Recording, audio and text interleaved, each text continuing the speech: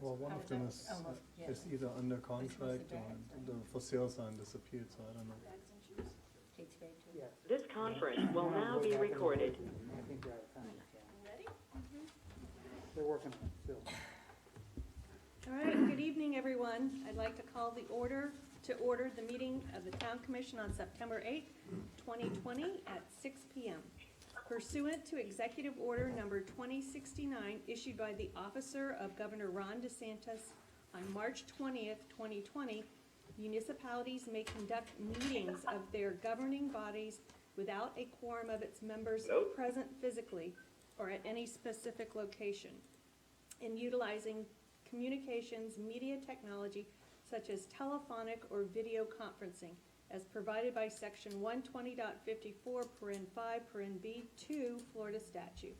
Procedures for public comment will be explained by the town clerk shortly. The member of the Town Commission appearing remotely for this meeting is Commissioner Phil Bessler. Town Clerk Armstrong, would you please provide us the information about this virtual meeting? The agenda, the material for each item on the agenda, and the notice regarding the virtual meeting were made available beginning September 1st, 2020 on the town's website and is also available in the town clerk's office during business hours. The public was given the opportunity to submit public comments to the town clerk prior to the meeting. The town has developed several new methods ensuring public comment for a virtual meeting. Any person may be heard by the Town Commission through teleconference and upon registering with the town clerk, pursuant to the published notice to speak for not more than 3 minutes on any item on the agenda.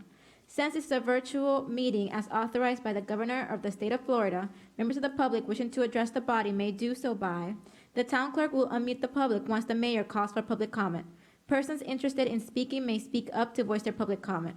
Do not unmute your physical phone until you are ready to make a comment. Remute your phone once you have completed your comment. Persons who cannot access the meeting by teleconferencing using a computer with speaker capabilities or through a smart application can call Town Hall at 561-732-2635 and notify a Town Hall staff of their public comment. The Town Hall staff will notify the town clerk, who shall read the public comment into the record. These public comment options established for the virtual Town Commission meeting comply with Section 286.0114 and Section 120.54 Florida statutes. The public that is physically present for the Town Commission meeting may participate in public comment by coming up to the podium. The town of Ocean Ridge has a facial covering requirement and it also encourages the public to practice social distance. All chairs within Town Hall have been measured to comply with the 6 feet social distance requirement. No touch hand stations have been placed next to the podium and as well as next to the entrance doors of Town Hall. Tips for virtual meeting. Try to use one device. Who's Phil? Phil left us. I see Phil.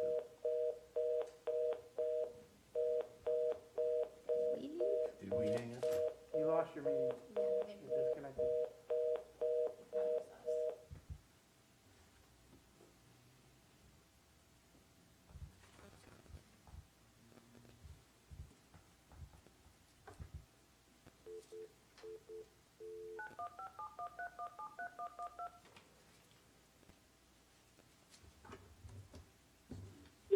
Please enter your access code followed by the pound or hash sign.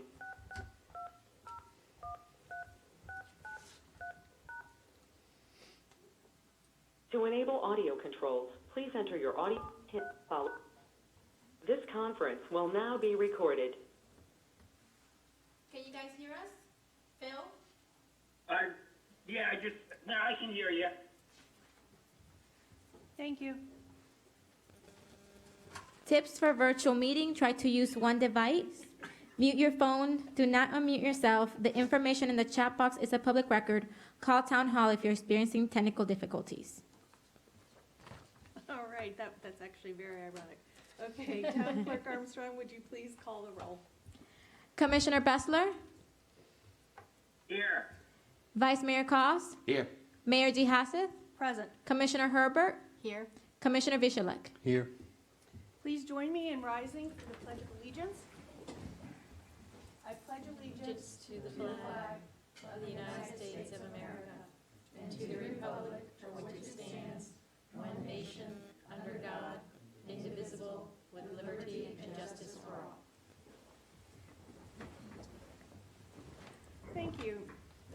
Additions, deletions, modifications, and approval of agenda. Are there any additions, deletions, or modifications? I just have one additional announcement to add. All right. And I had two minor changes to the minutes.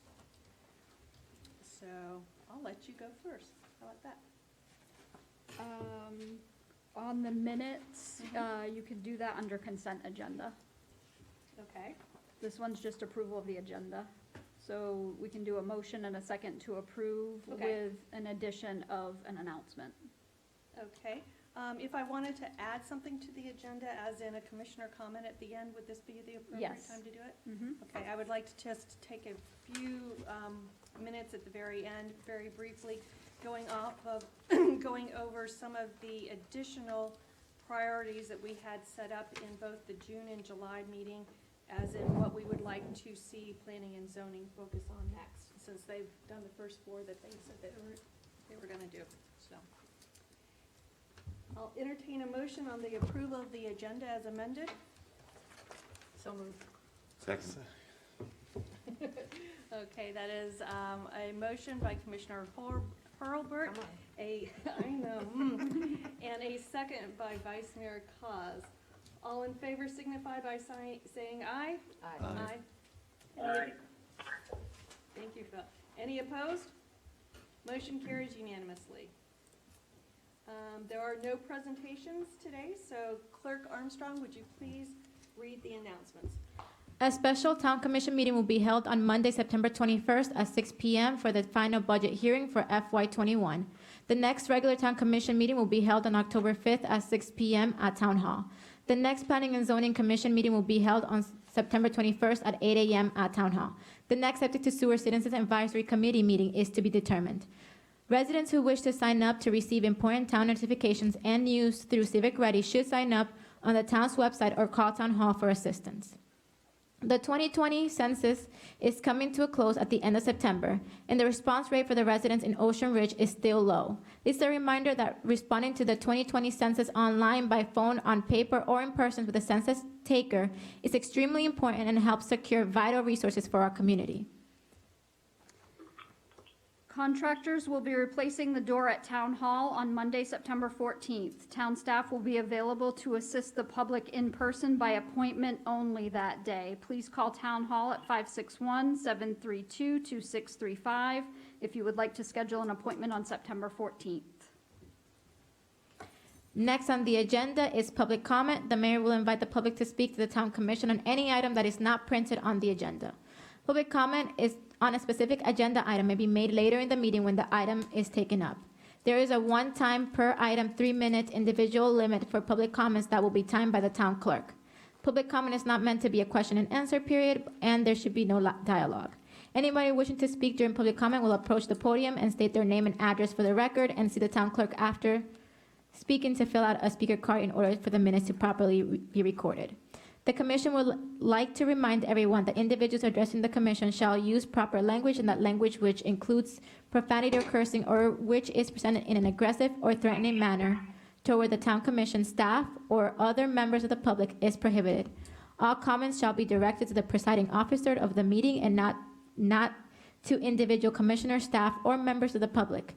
Those addressing the commission shall avoid personal attacks against anyone, and the presiding officer has the authority to remove individuals from the town commission chambers if such conduct persists after the presiding officer has provided a warning that the individual is in violation of this policy. Okay, thank you. I'd like to open the floor to public comment. I know that we have several public comments that have been sent in either by email, but I'd like to start with maybe in person. Is there anybody that would like to speak on a non-agenda item this evening? All right, looks like you're up. Do you want me to unmute the people virtually first? Sure. Those participating virtually have been unmuted. If you have a public comment, please speak up. The last two is still muted. They may have kept themselves muted. So you can't override it. Yeah, no.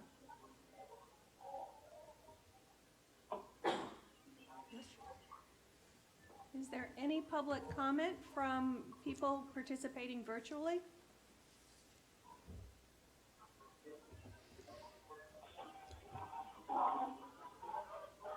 Okay, hearing none, could you please go ahead and remute everybody except for Commissioner Bessler and read into the record public comments that we received?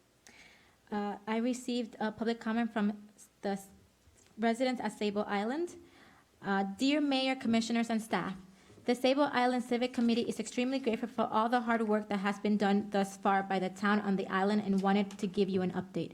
The infrastructure to enable irrigation to both sides of the entry bridge, as well as electricity to the bridge and front and rear triangle areas, is almost complete. Billy Armstrong has been a pleasure to work with, and although the work has cost more than anticipated, he is on top of the project. A bit of community camaraderie and sweat equity removed the worn-out vegetation on the two triangle and east side of the bridge. The guardrails were sanded, primed, and painted. We even got Officer Sassoff to lend a hand. Increased lighting for the safety purposes is our first priority, and we are counting to raise funds from island residents to purchase, wire, and install the up lights to both triangles. The next phase of the project will be refacing the bridge and adding lighting once again for safety. As you may recall, additional lighting is required for our safety when walking the island in the evening, and it is also a key deterrent for crime and strongly encouraged by our police department. Once the safety lighting is complete throughout the island, new plantings will be added on both sides of the bridge along with completion of the irrigation. On behalf of the entire committee, we thank you again. We are all very lucky and proud to live on Sable Island. It is our pleasure to help improve our island and the town, and we look forward to inviting you to our ribbon-cutting party when everything is complete. Thank you, Bruce Hinding and Anita McSherry, AJ and Marianne Emanuel, Jim and Susan Wiggy, Renee Glindening, Doug McCarthy, Ned and Laura Evans. Thank you. Any other public comment? That was all. That was it? Mhm. Okay, fantastic. You have others that are agenda. Yes, tied to an Yes, agenda item. specific. Mhm. Okay, let's move on to the approval of the consent agenda. At this time, I'd like to go ahead and give you the small minor tweaks that I had talked about earlier. The first one is on, do you want it to be read into the record first? Okay. Clerk Armstrong, please read into the record first. Adopt minutes of Special Town Commission meeting of July 31st, 2020. Adopt minutes of regular Town Commission meeting of August 3rd, 2020. Adopt minutes of Special Town Commission meeting of August 3rd, 2020. Adopt CRS Floodplain Management Plan and Annual Progress Report. Approve annual employee benefits insurance renewals. Approve expenditures of up to $12,000 to install soft starts on the Tropical Pump Station. Approve expenditure of $70 to Jones Foster for legal services for July 2020. Approve expenditure of $4,112 with 50 cents to Roberts, Reynolds, and Burrar and Tuzio LLC for legal services for July 2020. Approve expenditures of $33,585 with 52 cents out of contingency account for COVID-19 response. Okay. Two minor tweaks that I had was first on the special town meeting of July 31st on page 5. We had on number 3, it shows that that there was a second, and the motion carried 5-0. And I believe that that should be 4-0 because at that time, I believe our vice mayor was not here. That's Vote on correct. A1A. Yeah, I know. Oh, yeah, that's I correct. know. Mhm. But you were here in spirit. Thank And the second minor tweak was on the regular town commission meeting of August 3rd. On page 10, underneath number 8, I believe it should read, Mayor DeHassa invited Planning and Zoning Commission Chair Mark Marsh to the podium versus introduced. That's all I had. Anybody else have any changes? The only change that I would like to see is on the PZ Control Inc. that the consent agenda reflects that we are basically granting or approving the funds for it without limiting it to this particular company. That's the maximum that can be expended for it, but it doesn't have to be this particular company. It could also be a secondary company if it falls under the budget line that we approve, if that is okay. I'm comfortable with that change. Is everybody else? I am. Good call. Okay, I'd like to entertain a motion for approval of the consent agenda as modified. So moved. I'll second. That is a motion by Vice Mayor Cos and a second by Commissioner Holbert. All in favor signify by saying aye, please. Aye. Do you all want to try removing maybe the covers? People are having a hard time hearing, it's going in and out. Testing, Remove the covers? yeah, the little, The one we were talking about. Okay, Just a sec. we'll see if that works. Ask if it sounds any better. Okay, did we pass that motion? I don't know if I called for, I don't think we called for roll. Okay. We got through the second. we got through the second. All those in favor signify by saying aye. aye. Motion carries. Thank you. Motion carries unanimously. Moving on to agenda item number 2, which is the presentation of the tentative budget and proposed millage rate for fiscal year '21. Town Manager Stevens, can you please advise us on this item? Yes, I present to you the tentative budget for fiscal year 2021 as set by the Town Commission. The tentative budget encompasses the changes that the Commission has made throughout the budget process. I have also included a question and answer sheet based on the questions that have come up during the budget process.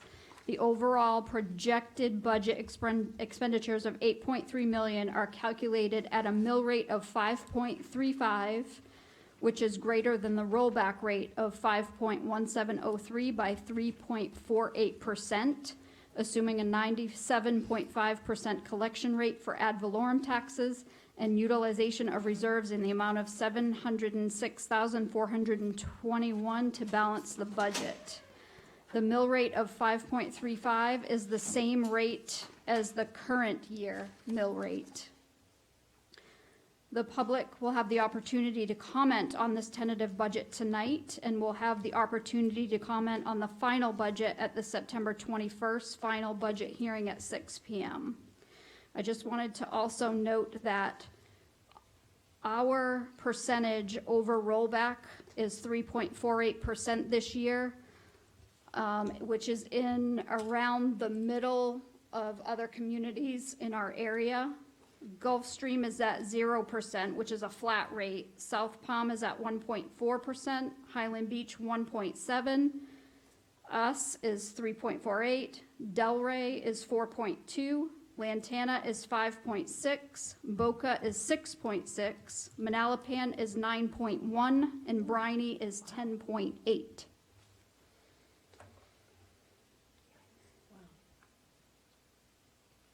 Thank you for that perspective. So we're on the low end, actually. Yeah. Manalapan. 9.1. Okay, I'd like to now open the floor to public comment On the budget. on the budget, On the on budget. item number 2, the agenda item number 2.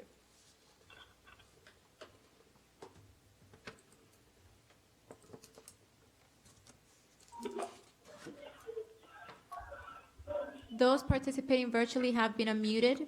If you have a public comment, please speak up.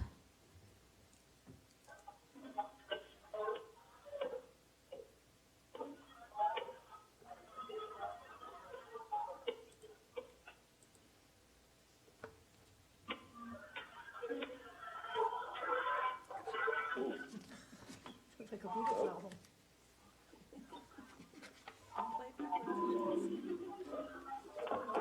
Okay, I don't think I hear any public comment. Hear a little whistling going on, but no public comment. Zoran and Neil. Yes, so I'd like to There's a go lot of ahead and background open noise. it up for commission comments. Vice Mayor Cos. I'm spoken out over the summer on this, so I Okay. have nothing else to add. Okay, I'm good. Commissioner Bessler, any final comments on the budget? Yes, I have two. There's still two open items that I just want to just mention, because they're going to stay open for the moment. The one issue is somebody had a question about why the collection rate, or what our collection rates were. And they started in, what we looked at was 2016, and it was 99.6%. And over the years, it keeps on going down. And for fiscal year 2019, it's 98.2, which is basically gone down 1.4%, which is about 140 grand to us. So it's significant dollars. But the last time I talked to Tracy, she's still looking into that. So is that still correct, Tracy? Yes, but I believe it's due to the Value Adjustment Board adjusting the rates after they have been set. Okay. And the second issue was, I think the bank got back to Tracy about the idea of refinancing our debt, and they want till October to give us a decision. So that's still correct, Tracy, right? That's correct. Okay. They're my only two issues. Thank you. I had, I'm sorry, Commissioner Beschloss? On the refinance, this does not affect us if we decide that we're going to refinance down the road. When we get an answer from them in October, this really has no effect on our current budget that we're doing right now, other than it would probably give us more revenue, if you want, more of not expending. Yeah, it may reduce our expenditure, meaning we won't have to use as much from reserves to cover. And the other comment that I had is the collection of the property taxes. That's really something. We're getting 100% of the property taxes, unless somebody goes to the Value Adjustment Board, and that is this difference, just as Phil said. But we're always getting 100% of the property taxes. I don't think there was 1 year when we have received less than 100% of the property taxes, other than what was projected officially in the beginning. And that's this difference, this 98%. Right, it's based on the values that may go down. Just wanted to clarify that. Yep.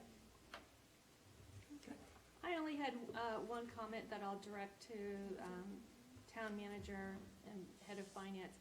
In this budget that we are looking at to do a motion to approve right now through a resolution, is the $20,000 from the additional taxes from FP&L already baked into these numbers? Yes. They are, although we have not approved that resolution. That's kind of Yes. one or the other. Okay. That was the only questions that I had. Okay, thank you. Commissioner, nope. Clerk Armstrong, could you please read Resolution 2020-18 by title into the record? Resolution of the Town Commission of the Town of Ocean Ridge of Palm Beach County, Florida, adopting the tentative levying of ad valorem taxes for fiscal year 2020-2021, providing for an effective date. Okay, I'll now entertain a motion on the adoption of Resolution 2020-18. So moved. Second. Okay, that is a motion by Commissioner Veselak and a second by Commissioner Hurlbert. Do we have to read the second resolution now, too? No, you have to pass the first one first. Okay. All in favor signify by saying aye. Aye. Aye. Aye. And that is adopted at 6:23 PM for the record. Thank you. Motion carries unanimously. Clerk Armstrong, could you please read Resolution 2020-19 by title into the record? Resolution number 2020-19, resolution of the Town Commission of the Town of Ocean Ridge of Palm Beach County, Florida, adopting the tentative budget for fiscal year 2020-2021, providing for an effective date. Okay, I will now entertain a motion on the adoption of Resolution number 2020-19. So moved. Do I hear a Second. second? Second. Okay. That was a motion by Commissioner Colbert and a second by Commissioner Vishalak. All those in favor signify by saying aye. Aye. Any opposed? Okay, motion passes unanimously at 6:24. How about that one? Okay. Fantastic. Just a quick announcement, the second and final hearing on the fiscal year 2020-2021 budget will be held at 6 p.m. on Monday, September 21st, 2020. Okay, I'd like to move on to regular agenda items. Number 3 on the agenda. We will start by the second reading of ordinance number 2020-04. Clerk Armstrong, would you please read ordinance 2020-04 by title into the record? Ordinance number 2020-04, an ordinance granting to Florida Power and Light Company, its successors, and assigns an electric franchise, imposing provisions and conditions relating thereto, providing for monthly payments to the town of Ocean Ridge, and providing for an effective date.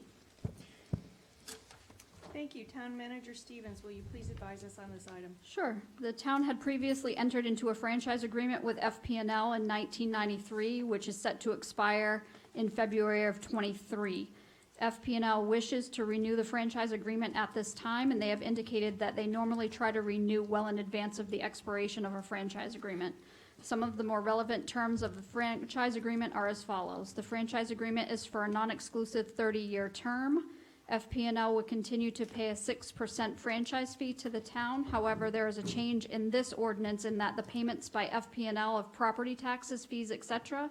is not deducted from the franchise fee payment as under the current ordinance, resulting in a roughly $22,000 to $23,000 increase to the town in franchise fees. The increase to the town results from a 90-cent increase per household on the FP&L monthly bill. A provision was added to this ordinance to provide that in the event FP&L grants a greater franchise fees to another municipality in Palm Beach County, then the town would have the opportunity to also request that increase as well. Staff recommends adoption of the ordinance on second reading, and we do have an FP&L representative on the line virtually to speak to you if you have any questions. Mrs. Eccleston, would you like to make any comments this evening?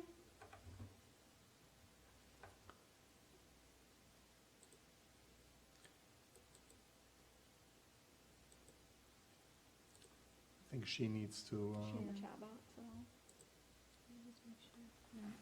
she needs to Mrs. unmute Eccleston, you herself. have yourself muted. If you would like to make a comment, could you please unmute? There you go. Can you hear me? Yes. Yes. Yes, thank you. Yeah, I was just saying, I think we kind of covered most of it at the first reading, so we're here in case anyone have any further questions. Okay, please keep yourself unmuted, and we're going to go ahead into public comment to see if there are any questions.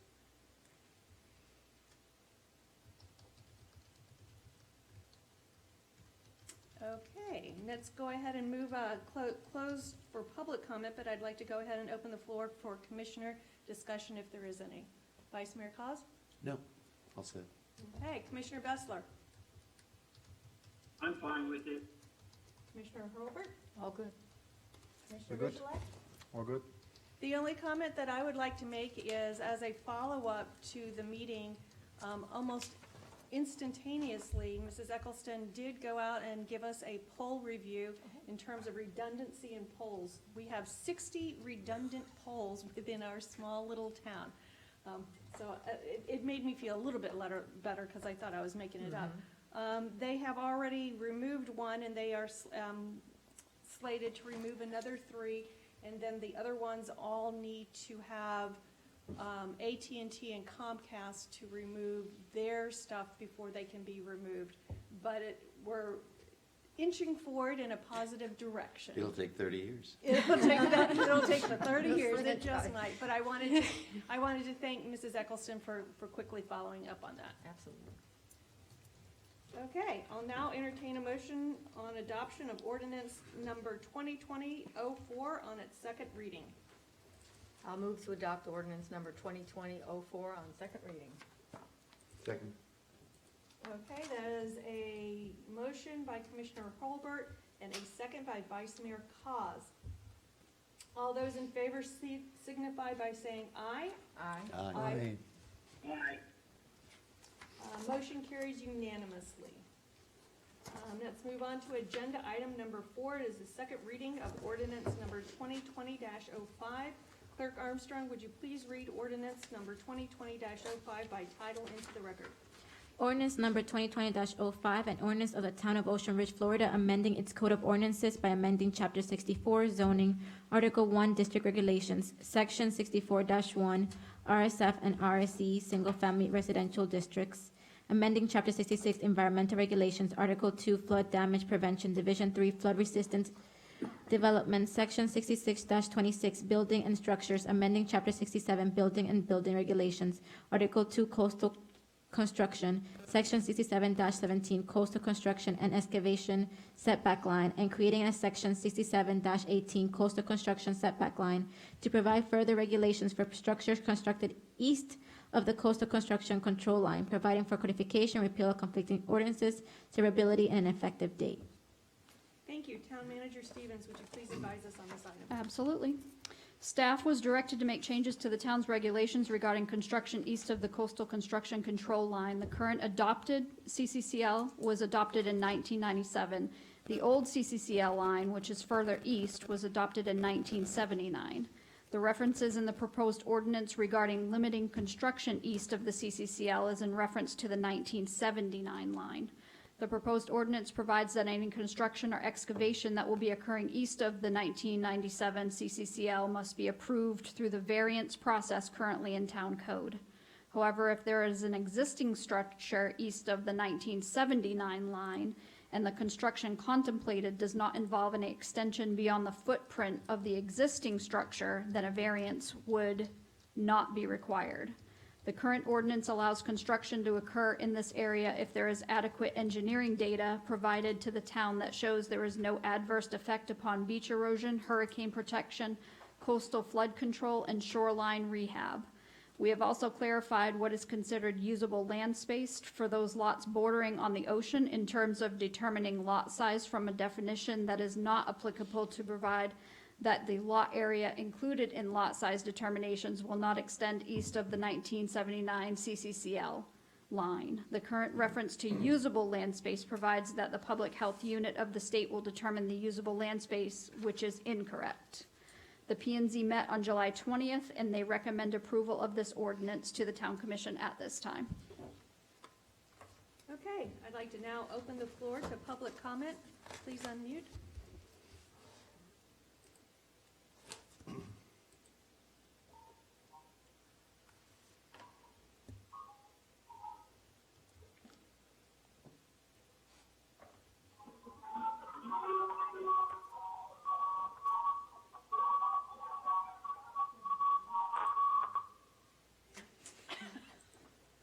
He just has computer audio and regular audio going on. Yep. Exactly. Okay, I'm going to close public comment, but I will open the floor for commissioner discussion. Vice Mayor Cos. No, all set. Commissioner Bessler. I don't know why I keep looking over there. He's there, right? Sitting there. I'm fine with it. Okay, Commissioner Hurlbert. All good. Commissioner Vishlat. I am fine with it.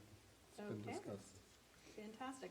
I'll now entertain a motion for the adoption of ordinance 2020-05 on second reading. So moved. Seconded. Okay, that is a motion by Vice Mayor Cos, a second by Commissioner Veshelak. All those in favor signify by saying aye. Aye. Aye. Aye. Aye. Motion carries unanimously. Moving on to agenda item number 5, first reading of ordinance 2020-06. Clerk Armstrong, please read ordinance 2020-06 by title into the record. Ordinance number 2020-06, an ordinance of the Town of Ocean Ridge, Florida, amending its Code of Ordinances by amending Chapter 1, General Provisions, Section 1-3, Definitions, Chapter 64, Zoning, Article 3, Supplemental Regulations, Section 64-41, Accessory Uses, Building and Structures generally, to provide for more specific regulations regarding sheds and dune crossovers, providing for codification, repeal of conflicting ordinances, severability, and an effective date. Okay, thank you. Town Manager Stevens, please advise us on this item. At the August 17th, 2020 meeting, the Planning and Zoning Commission recommended approval of the proposed ordinance regarding changes to the town's code as it relates to sheds and dune crossovers. The P&Z had spent several meetings reviewing the proposed ordinance prior to making a recommendation of approval by a vote of 4-1 to the Town Commission. The proposed ordinance has specific regulations for sheds with a new subsection added. If a shed is a prefabricated shed, no plumbing, no electric, and does not exceed 100 square feet or 7 feet in height, it shall not be allowed in the front yard or a waterfront setback, and will have a minimum 3-foot setback on the side interior and a 5-foot minimum rear yard setback if the shed is predominantly screened from view. No building permit shall be required, only an administrative review. The roof of the shed may not drain onto the adjacent property. The proposed changes to the ordinance regarding dune crossovers are as follows. A definition for dune crossover and allowable size is provided, and it also provides for decks not exceeding 100 square feet for single dwelling units, 144 square feet for multifamily units.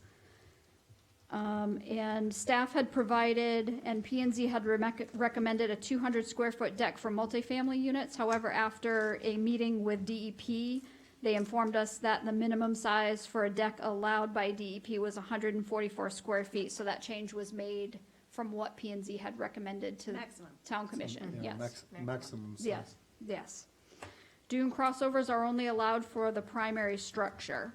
The 1979 line is clarified to provide that it is the setback line unless the normal setback is further west than the 1979 line.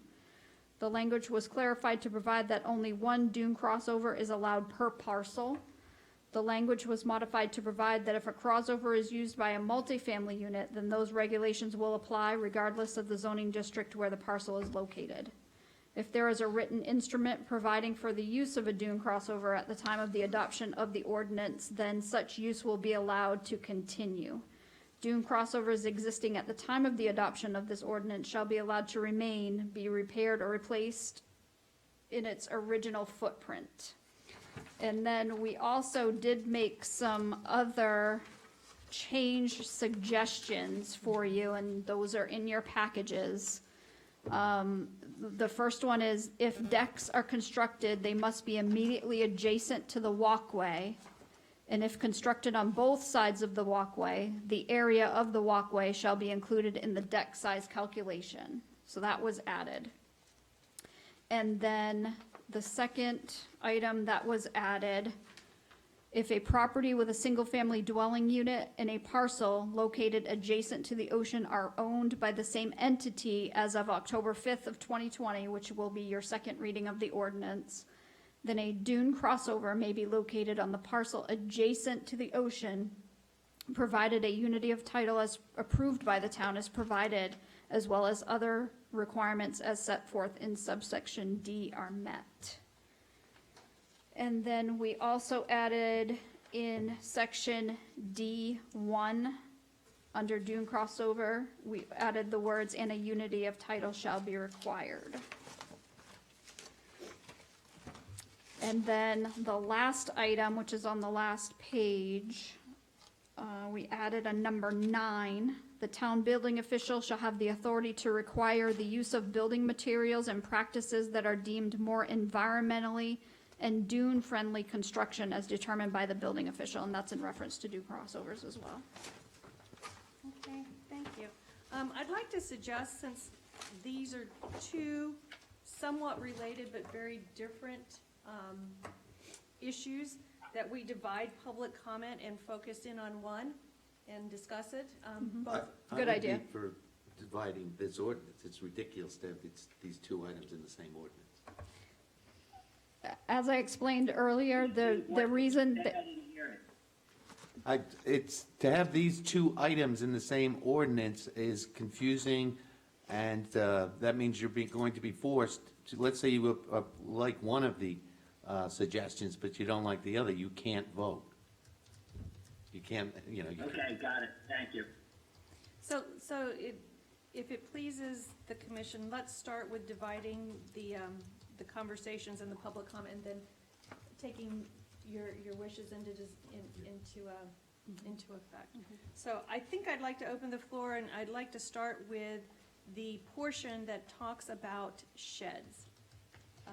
And I know that there's several people here to speak, and we might also have some written public comment also. So we will start with folks in person.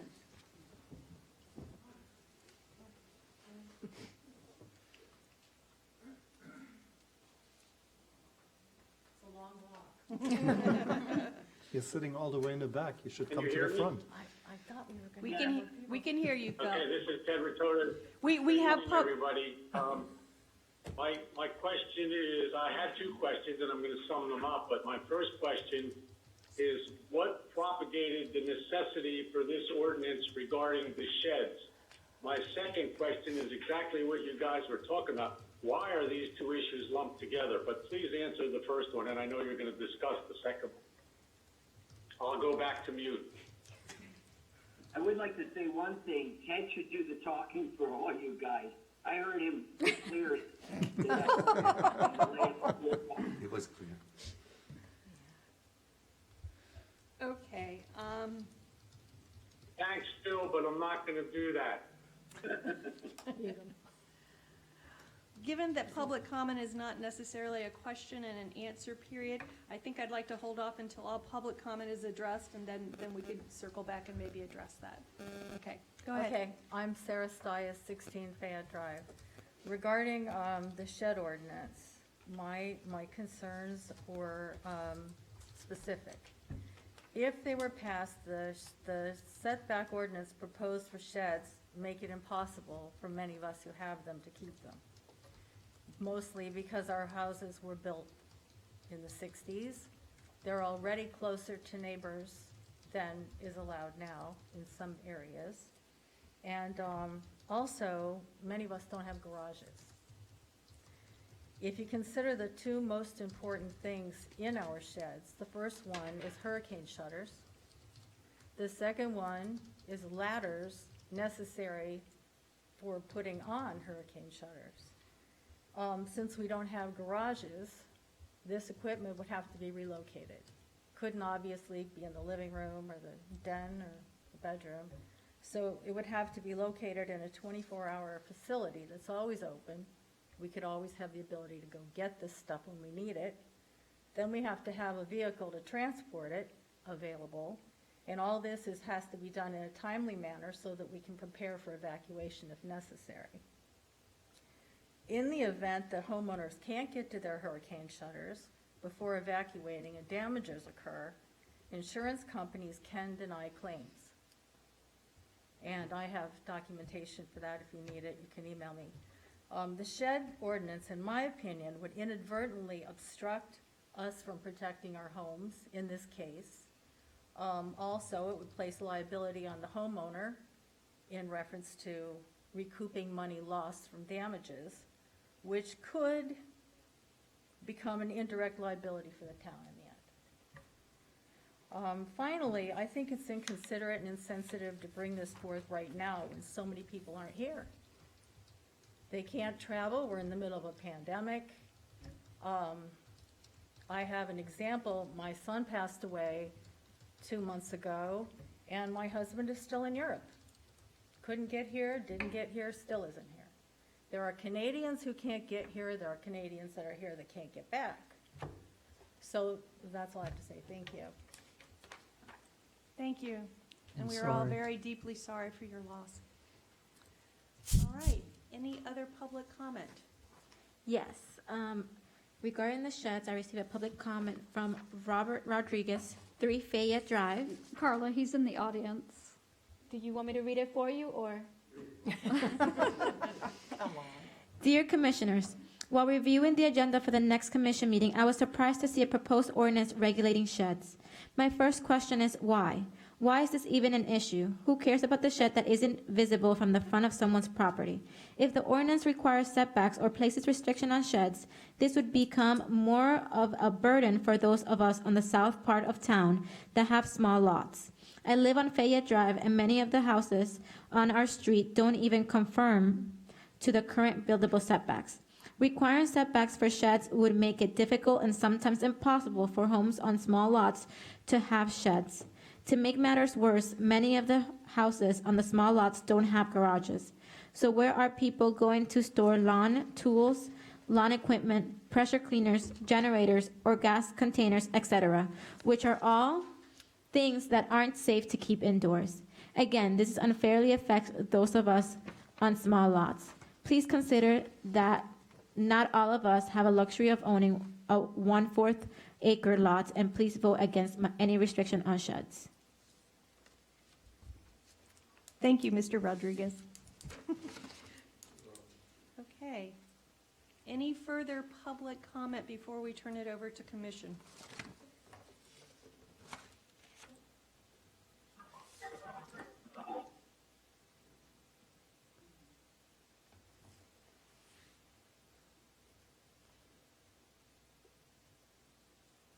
Okay, I'd like to close the public comment portion and open it up for commission discussion. I'll start with Vice Mayor Cos, please. I agree with everything that the citizens coming to the podium said. This penalizes people with small lots. The other thing is, it's not grandfathered in. Nothing here is grandfathered in. And the estimate from I believe from the town building official and the police is that 90% of the lots, of the sheds in town are in the setbacks. And no one can see them, they're in the back. So to now go sweep through town and start moving the sheds, you're gonna end up, in some cases, people are in lots that are less than 7,500 square feet, particularly down towards Ocean View and Douglas. You're gonna end up with a shed literally, well, not literally, but almost in the middle of your backyard instead of tucked away in the corner. I know on Hersey Street, I went down there, there's a majority of houses have sheds and they're in the setback. They know the neighbor knows them. Sometimes they even put the sheds pressed together with a fence between them. So to Robert's statement, why? Why is this coming up now? And if we are gonna get serious about this, we really need to wait until there's more people in town. Can I ask a question? So when you talk about it can't go in the setbacks, it can go in the setbacks. The minimum side interior setback will only be 3 feet. The shed, you're gonna lose 3 feet on the sides and 5 feet on And the then back. 5 feet in the back. Of shed space, so to speak. Yeah. It can go into the setback. And I believe that was done from attending the meetings to Right. allow enough room for vegetation to be planted. Right, right. I don't think it was for any other necessary screening. Right. to screen it. Okay, Commissioner Bessler. Yeah, the one issue about the small lots, you know, I really see that point. And, it just, I don't know if you answered Steve's questions because you kind of, Tracy broke up a little bit, but why are we doing this? Were neighbors complaining that the sheds were too close to the property line? Yes. Were the sheds in the easement and that was causing some kind of problem? You know, why are we doing this? That's basically the question. Phil, this is Tracy. I'll answer you. Yes, we received complaints regarding the sheds being too close to the property line. And one of the things that we did recently with pool decks is we made a setback of 3 feet so that it wouldn't affect adjacent properties with the water going onto someone else's property. And this is the same thing with the sheds. We allow the 3 feet. The 3-foot buffer is so that the water from the shed does not go on to the adjacent property. Okay, so it's kind of a flooding issue for some people, and that's why they're complaining? Or, you know, it's inconvenience, I guess, if their backyard's wet and it shouldn't be. I think it's a visibility issue for a lot of people. Is there any way to circumvent that problem? Like putting a gutter on the shed or whatever, or redirecting the water? Go ahead, Commissioner Veschleck. I was in attendance on these meetings with the P&Z board And the issue, first of the issue comes out of, the issue was born out of a situation where two neighbors have it for each other and against each other, and they were feuding, and one of the sticking points became that one of the neighbors had a shed and that was too close to the property line. The issue here, and I want to clarify this, the issue is, as it sits right now, there is no sheds allowed in town, period, in the setbacks. So it doesn't matter what is there right now. Whatever is there right now is an illegal structure that is sitting in a setback. And technically, the town can come at any moment and can require that these sheds be removed by the owner, as far as code compliance is concerned. This is really an attempt to give the opportunity to those that need these sheds or that want these sheds in their backyards and in the side setbacks, obviously, because you don't want to be looking at the shed yourself in your usable space, so to say. And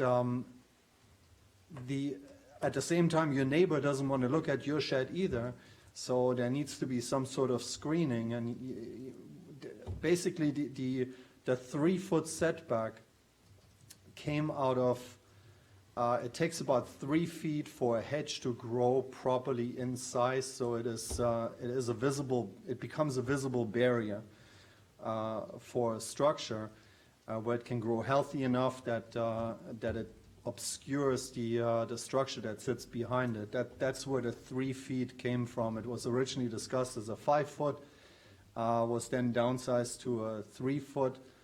They were toying with the ideas of fences back and forth, but I think the idea of having a hedge there is probably the most logical thing for our community. That said, and I had replied to Mr. Rodriguez about that on his email, which thank you very much for communicating. Always enjoy that. My point to him was, and I'll make this as a general point right now, the burden of obscuring the structure should not fall on the neighbor that does not want to see the structure. It should fall on the person that puts the structure up.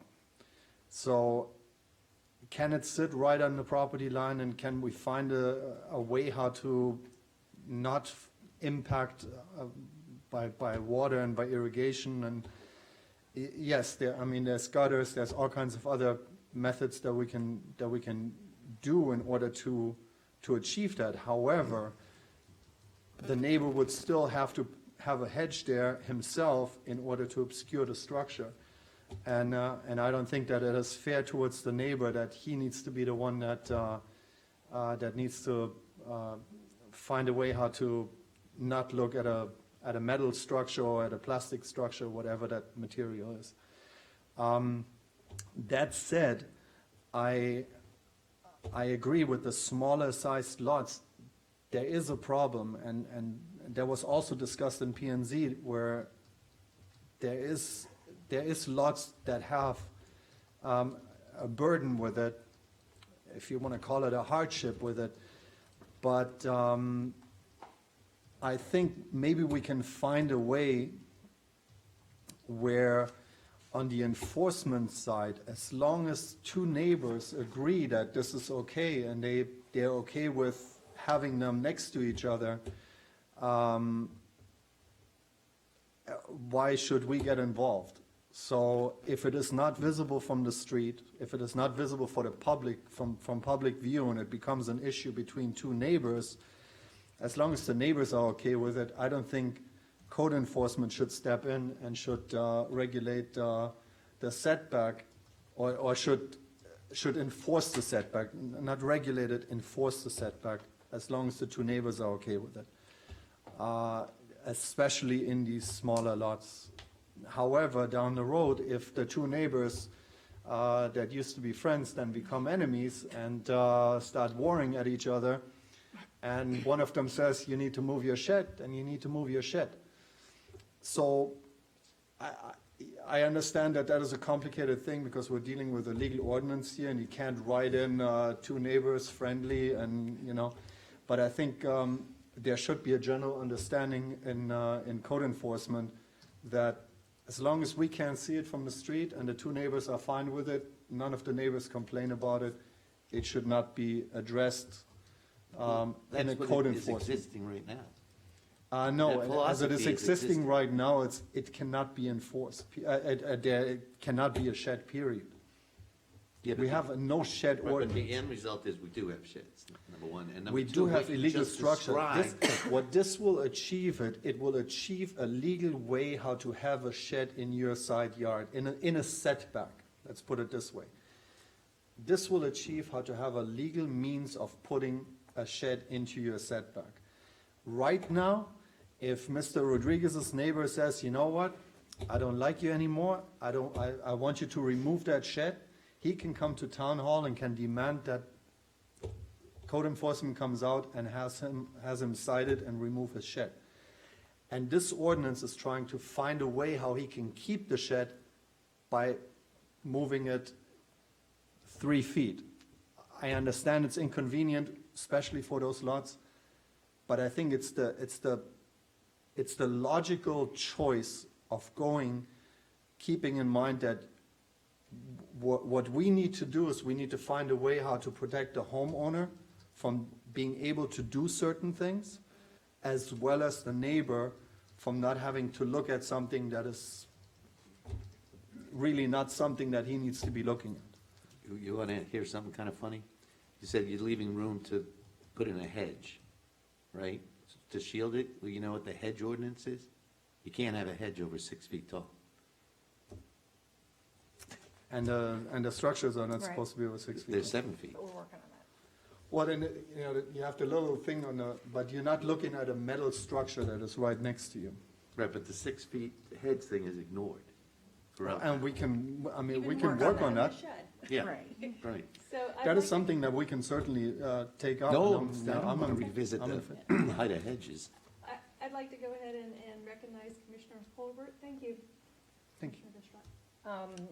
Yeah, I went to these P and Z meetings as well, and they were absolutely resident-driven for a very long time, very contentious issues that you could no longer not pay attention to. So it wasn't like P and Z dug in and let's go make a problem for people. This were some very contentious situations You're going on. breaking up. I'm sorry, can you hear me now? Bill? Yes, Okay. perfect, yeah. I said that this all came about by some contentious, resident-driven problems. This wasn't something that P and Z decided they were just going to jump on top of. And as I recall, this went back and forth a lot of times, trying to find a way to work with the non-conforming lots around the concept of not everybody has a big enough lot to work within a proper setback. So the 3 foot was kind of the compromise that they kept going around and around, coming back with. So I know nothing is not perfect, but we can't ignore it, number one, because this is not going to go away with the residents. So this was the obvious, I was hoping somebody would be here from P and Z to answer it, but we sat in on several of those Yeah. meetings, and a lot of people were heard and gave their options on, people wanted no encroaching on the setbacks, there was a lot of that going on, and then we had the screening, which of course, I know there's a hedge issue, which will probably one day be dealt with, but nonetheless, screening, because people will not always be agreeing to see their neighbor's shed. So we have to come in ahead of it. Guy, you got anything to add onto this? Because you've sat in on a couple of these. Yes, I have. So, this is an interesting one, because if I got a complaint today about someone's shed, I would have no choice but to ask that shed be removed. What this ordinance does is actually allow over 50% of the sheds that exist to actually be okay where they are, and over 75% of these sheds to be okay if they're shifted 3 feet off the property line. All right? It's kind of a nightmare scenario for me, because it means that I'll have to ignore many of the sheds and not require a permit. We have up to 100 square feet, which is approximately 10 feet by 10 feet, or a variation of that dimension. To get 100 square feet, where, I must repeat, it doesn't sound right, no permit will be required. You will not be required to have engineering on the shed. You can purchase the shed from a local hardware store, and the town will not require a permit. So it's kind of the city giving up a lot, because, you know, we're gonna ask the question, these plastic sheds, what's gonna happen when they are emptied of their shutters and are sitting there in a hurricane scenario? Will they blow away? I'm not allowed to ask that question. So many of these sheds will actually be allowed to stay, and we do understand that in some areas, you know, they may not work, but, you know, I don't think we should throw away a good ordinance for a perfect ordinance. Thank you. I don't think there is a perfect ordinance Guy, for you're this. breaking up, it's hard to hear you. Okay, I'd like to go ahead and make some comments. Please. I too have been to these planning and zoning meetings, and the excruciating level of debate on all these different topics is sends you home in the morning with not enough coffee and a headache. A couple of just broad strokes. There's never gonna be an ordinance, unfortunately, and I discussed this with Mr. Rodriguez today, that is not broad brush and anticipates each and every little detail. Although I say that with a challenge as to when we look at ordinances in the future, we need to make sure that we are as close to capturing all residents, whether they have a small lot or a big lot, that we're not creating an encumbrance in some way. And I hear very clearly, and I know the street very well, your front yards are actually what is most people's backyards. So you can't help but have something in your front yard because that's your backyard. And the fact that your lots are so small, to float something 3 feet off is probably not the best use of your spaces. So, having said that, I too don't want to throw the baby out with the bathwater, because we have kicked this can down the road as a township for probably close to 7 to 8 years. It has turned into litigation, and it is not going away. So we are going to have to handle it one way or the other. To Vice Mayor Cause's comment, though, would it be completely counterproductive to have some type of grandfather clause in this ordinance? That would solve all problems. That's the first thing that I want to throw out there. The second thing that I'd like to throw out there is the challenge if Mr. Rodriguez came in tomorrow and said, I have a shed, I want to put it here, I've got the non-conforming small lot. What would be the process that he would need to go through if this ordinance were passed? Would he have to go through a Board of Adjustment hearing, asking for a variance? I mean, because I agree with Commissioner Vishalak, there's extenuating circumstances, particularly with the different size lots. You can't ever really say out loud, though, that we're not going to enforce some and enforce the other, just as a. That's not how I mean Yes, it. I know, I know exactly. But That's so not- those are two things that, you know, I don't want to throw the baby out with the bathwater. I don't want to kick this down this can down the road. We are never, none of our ordinances are perfect. They by default, they can't take each and every scenario into account, but I'd like to discuss a little bit further with my fellow commissioners the idea of grandfathering, and then if this ordinance were to stay, because it handles 90% of the town and 90% of the lot sizes, what would be the recourse for people with smaller lots to be able to comply? I mean, I think most of our residents want to comply. They're not putting up sheds in the middle of the night with, with a headgear They lamp might on. be. They may be, but I don't think so. So I'd like to throw those two issues out and, On the grandfathering, notice on the decks, on the dunes, that's grandfathered in. So grandfathering in the sheds was what I would go with. And you're going to have, we're a small town, and I think what we're feeling here is there's a bit of an adversarial situation developing between the town and the residents. So, because the residents have been acting a certain way for 40, 50 years, the sheds have been in place way long, like since the 50s in some cases. So I'm a fan of changing the ordinance dramatically by allowing grandfathering in I have a all question. exist. Can you hear me, Phil? Yeah, I'm sorry, I have a question, but I didn't want to interrupt you. I thought you stopped talking. I'm done. I'll wait until you're done. I'm done. Oh, okay. What, I think Guy had said it, or one of you guys had said it, that there's a shed ordinance already in place that you're not allowed to have sheds. So if we do grandfather them in, and we have two adversarial neighbors, does that open us up for lawsuits? So that's my only comment to what you were saying, Steve, because I do agree with grandfathering, but I also, we pay an awful lot of legal fees. I hate to get caught up in that again. Town Manager Stevens, would you like to address that for us, Yes, please? so there are no permits for sheds currently, so there's no real way for us to grandfather anything in right now because we don't have any record of any of them. I believe that in order to grandfather something in, you need to have, it needs to be on record somehow, Right. that it Correct. was Or there needs and to it was begin there, approved before. Right, and Like we on had, in case of the dunes, we I have don't know. the decks that were Right. there, that are approved, the walkways are approved the way that they are. right, There's permits, they have paid the permit fees for it.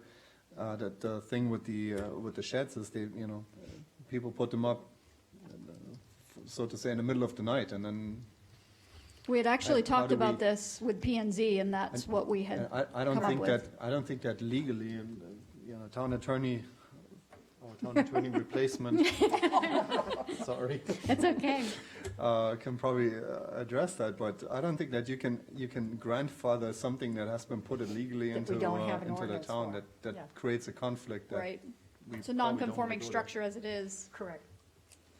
Madam Mayor, that's correct. Usually when you grandfather in, you have some sort of permit process that they've gone through at some point. So when you grandfather them, you have something to look back at and say, yeah, they were permitted under a prior ordinance or something like that. So that might be problematic. What it sounds like, and obviously I haven't been involved in a lot of these conversations and meetings at all, but, and you might have talked about this at your P and Z meetings, is a variance process for the smaller lots. Because if someone did mention a hardship, and usually that's the trigger point for a variance. And perhaps part of that variance process could include perhaps something about how long the shed's been there as well. Because that could also go to a hardship as well. So something to think about. If I can make a suggestion, would it be possible to structure the permitting process, if you want, or the approval process, the administrative approval process, because this is not going to be a building permit type of thing where you need to have plans and all of that.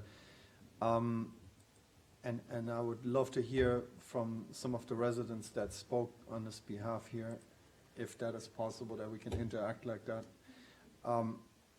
If we figure out a way where, as long as two neighbors are okay with the shed encroaching into those 3 feet, and with a clear understanding that if the neighbor sells his property and the next neighbor comes and doesn't want to have the shed there, then the shed needs to be moved. But as long as two neighbors are friendly enough and agree that something is in, that it can stay there, because truly the idea of the 3 feet comes from protecting the neighbor's rights to his own property. Be that the flooding issue, be that the visibility issue. So if two neighbors are okay with it, or if there's a, you know, as long as there's no adverse effect towards the infringing part, the infringed party, I think we should just figure out a way how to, yeah. What if we put some language in the ordinance that states that lots that are 7,500 square feet or less are accepted as far as the setbacks go, as long as there is an agreement between the two neighbors? As long as there's an Right. agreement Right, between the We're adding neighbors. that into it, Correct. right? But the agreement between the neighbors would have to be able to be rescinded by the other neighbor, or by Right. one of the neighbors. Right. Absolutely. That was what this. Okay, Robert Rodriguez, 3 Fayette Drive. In regards to the sight lines, if we're trying to create 3 feet for a hedge, what about a privacy fence? That was all in the discussions at Okay. P&Z. It went back and forth and back and forth, and All right, our I just thought of that P&Z because chief, you Mark just need Marsh, this much room for a privacy fence, and, I totally agree with you. all right, I was just throwing that out. Right, but then you also have the water drainage and what have you. There's more than just that- the visual. yes, It's it- both things we have to be able to But solve if you to have, not if make you a have a problem. privacy fence and no water drainage issue, Right. I mean, the shed, you know, 10 feet. yeah, but then it drains 2 different directions, and I don't know that the amount of water that's gonna shed would be significant. I think That's again, 100 we're square on feet, everybody's, yeah. 100 square feet by 1 inch. But if you have like an a hour, you a know, smaller shed, or if you have like a, you know, 3x4 or 2x6. Listen, No, I I know. understand This is completely. very Just work- difficult, try I to know. work with us, yeah, But the yeah. problem is you don't have one size fits all. Exactly, Right. So, right. but The thing is again, that the ordinance is made for the town of Ocean Ridge and not for Fayette Drive. So- unfortunately, I know. Right? That's the So problem. we're trying, we have to figure out a way where everybody is. I agree. Not, the homeowners' rights need to be taken into consideration, as well as the neighbors' homeowner rights. Mm-hmm. So it's a, you know, ball toss, Yeah, basically. yeah, this- And one thing that I'd like to mention is you have been very forthright, and Sarah, you have too. I mean, you have all been very respectful, so I do take issue that we're trying to create adversity within our town. I don't think we're trying to do Oh, I that at all. No. And I think that you guys have been very respectful in your wishes and coming forward, and I appreciate it. So, but it sounds like, would something in terms of a variance or an exclusion of smaller lots, would you feel like that goes a long way to meeting what you would potentially and- need? I guess so. I mean, as long as, I mean, you have so many people that have sheds and there aren't any issues, you know. Right. Yeah, and Right. sometimes, you know, So we got some unfortunately, that we are. have to create rules Yeah. for the, For 5 people. well, Yeah.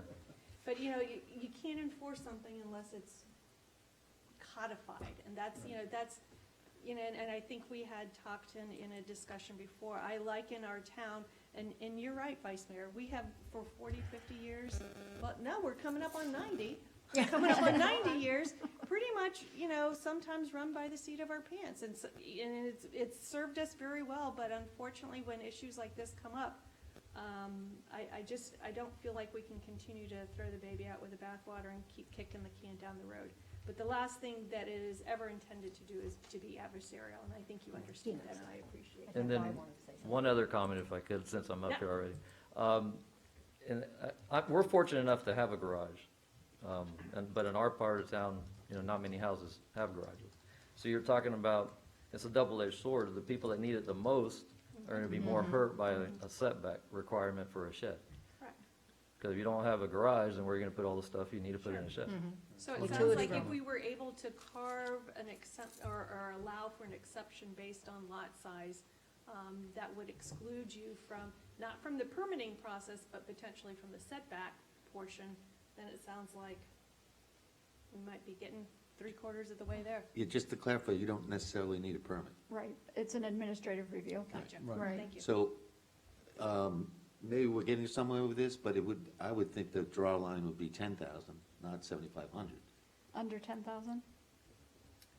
Those are the basic.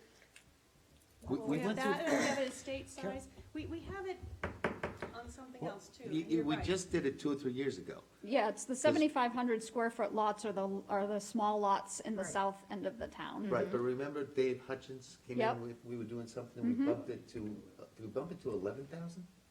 Mm-mm. 10,000? There's been a break at 75, And 10,000, then I think 15 is estate. Yep, yeah, most of our lots are 10,000. Yeah, 10's the normal. Yep. And then just to throw this out there also is, what about the size of the shed? If you don't, not 100 square feet, but if you have a smaller shed, I don't know. It's not, it's a tough situation or tough, but I'm just throwing that out there. That's absolutely, when you're discussing how much you're asking for to move it in, the smaller it is, the better it is to ask. Yeah, So that's, just a something worthy else to point. think about. Yeah, worthy point. Thank you. All right, thank you. very much. Madam Guy? Mayor, yes, 7,500 is what we consider small lots, one. Two, wondering if I should mention this.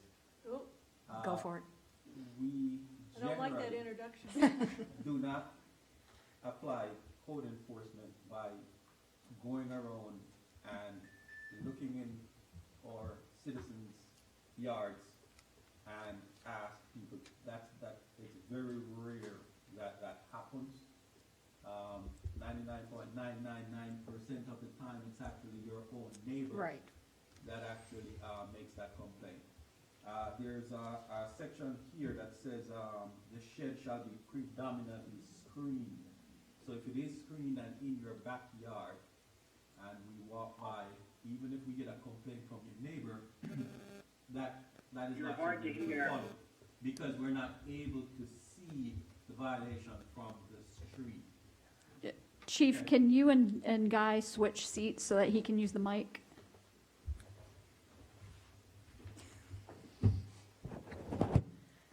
Is that better? Much better. Yep. So, Yeah. generally, we do not, do random code enforcement. Code enforcement happens generally when neighbors complain. And, if it's not a violation that we can see from the street, it's not something that we can actually even cite, okay? So, I mean, it kind of goes without saying that if you and your neighbor are okay, there will never be a problem with, if you guys have a neighborly agreement, that's fine, it's okay, everything is fine, okay? And actually, in the ordinance, it talks about the shed being predominantly screened and not visible. So that's the whole idea. So if it is on the side, if it is in the back, that's not an issue. It could also butt against the house. That's another Right. option too, so we have to get a little bit creative. And we do care, I mean, I as a citizen, an employee and accountable to citizens, we want to do what we can to help. It's not about, being adversarial relationship. We want to, do that. And in many cases, I've actually been asked by citizens to come take a look at my shed, give some ideas, and I still am available to do that, to help and give suggestions as to how we could make this thing work. All right, I think that's the best way we could move forward. Thank you. Thank you. I'd like to invite the chair, Mark Marsh, if you would like to come forward and make comment. You might want to fill them in on what the Wow. discussions came from. You're breaking up again. While he's coming up, just for the record, Ted Ritoda stated all the towns people should not be subject to this ordinance due to neighbors not getting along. And also for the record, just when you're coming up to the podium, make sure to state your name and address for the record. Thank you. Okay, good evening, Mark Marsh, Chairman of the Planning and Zoning Board, Commission. There's really not much I need to say. We've discussed this, at least twice in detail. And I think what Guy just said is true. I think we're not trying to regulate. The reason for the setback is we can't mandate what type of shed, what color, is to allow the screening of the neighbor, the adjacent neighbor, so they're not faced with this, unsightly element forever. So it does reflect on the drainage, and there is reason for that 3 feet, but primarily it is to screen the adjacent neighbors. So there's really no more to say. As I said, we've discussed this for a long, long time, and I think we're getting very close to, with regard to the 7,500 and less lots, I'm not in a lot of favor of giving special privileges to certain, it has to be shown that, I think neighborly understanding or agreement is one way, but I think we may be going down a slippery road if we leave, or create a template for lots that are 7,500 feet or less. I think we don't want to, deny them, but I think, we just look like moving it adjacent to the building and off the property line. Nonconformity, as was said, nonconformity can be grandfathered in. I mean, usually you'd like to do it through an ordinance, but there are historical cases where things have been built somewhat in violation of the current codes, but they may not have unofficial approval. So I think you've got to be a little bit more open-minded with regard to that. You can't just say nonconformities need or violate, nonconformities need to have approval or previous approval.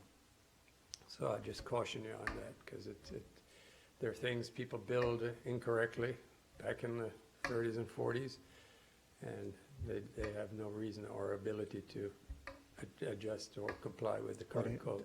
But they have no ability to adjust. In this case, it's a shed, you move it. No, I know that.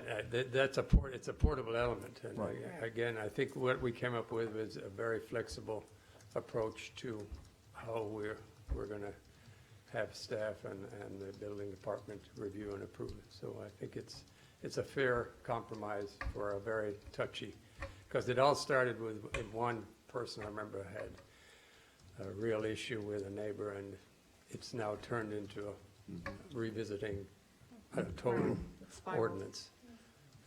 So I think it's in a good place, so I would support, passage of the current ordinance proposed. So as it currently stands, or dealing with the people that have the smaller lots? I think that needs to come back for further discussion, to be honest. I wouldn't exempt them right now. Because I think you missed, I don't know if you were at the beginning of the meeting when we started this, a couple of people came up and they talked about the fact that because of the lot size and the Right. FAR, they don't have garages. Correct. So the storage becomes an issue, Yeah. obviously. No, we understand that. I think I'd rather see it come case by case. That would be my suggestion. I don't think we want to get into a variance, because in 42 years of doing this, I've yet to see a legitimate hardship. And then you flood it. Okay. If there are any other questions, I'll be back, I'm sure, later. Yes, you will. Thank you very much. So may I ask the attorney, what would be our options? And I heard Mr. Marsh very clearly that once you start carving out exceptions, sometimes it's the law of unintended consequences, and it's the precedent that you set, because then the next time we have an ordinance, somebody will say, oh, but lots over 15,000 should be exempt because of X, Y, Z. So could we somehow acknowledge on this reading an insertion of that smaller lot sizes under 7,500 square feet will be given consideration on an administrative review on a case-by-case basis?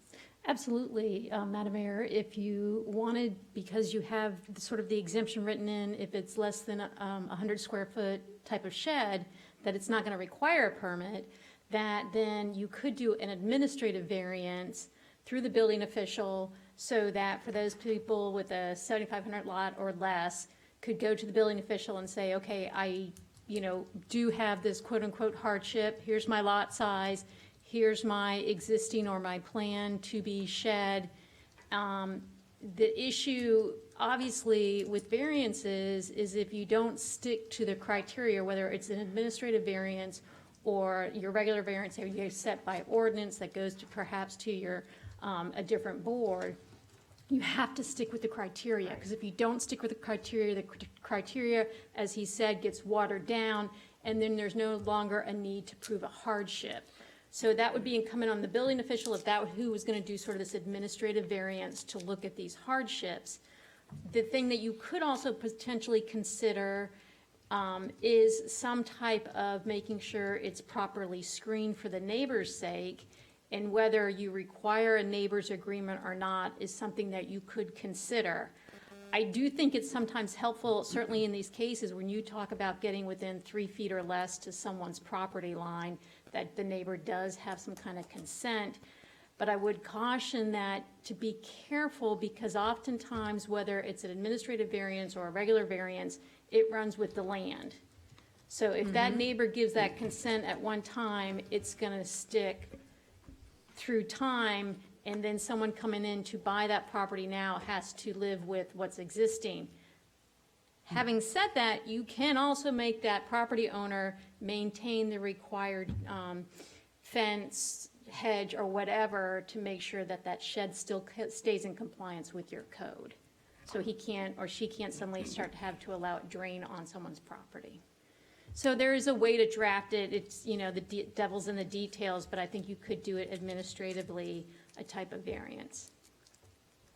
Madam Mayor, can I just say something? That phrase scares me, administrative variance. What I would suggest is, and I've seen down in other, that it becomes a special exception. So it doesn't have the language and the legal relevance as a variance that could be challenged later on. I think we want to encourage people to have flexibility. So what I'd call a watered-down approval process, which administratively could be done as a special, excuse me, exception, is less binding than a variance for a long term, to your point.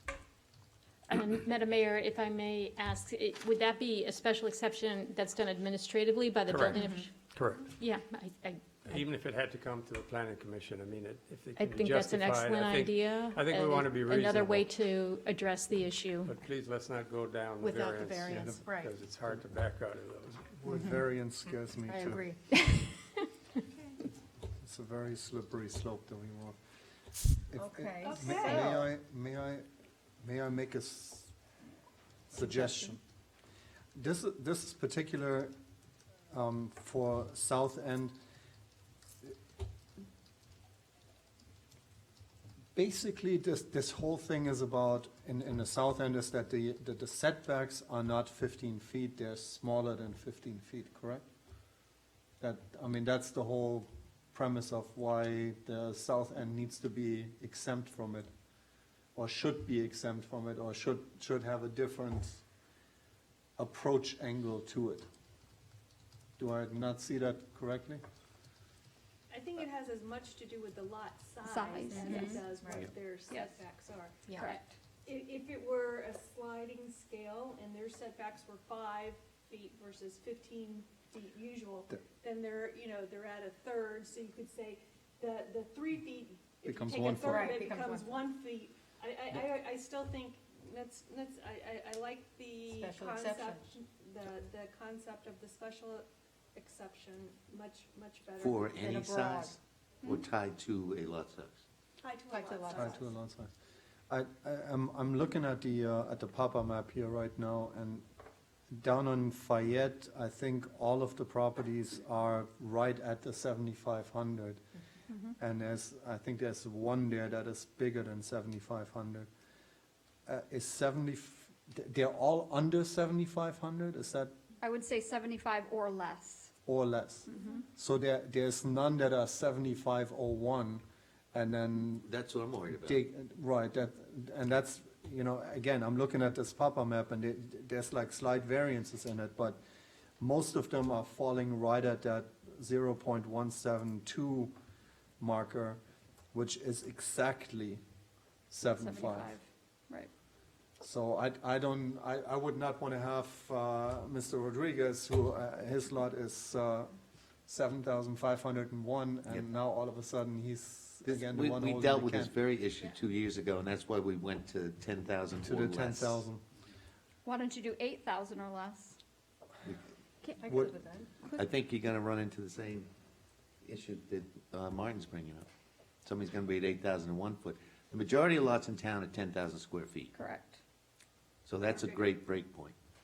On Osprey and Dolphin, those are 10,000 square foot? No, those are 40.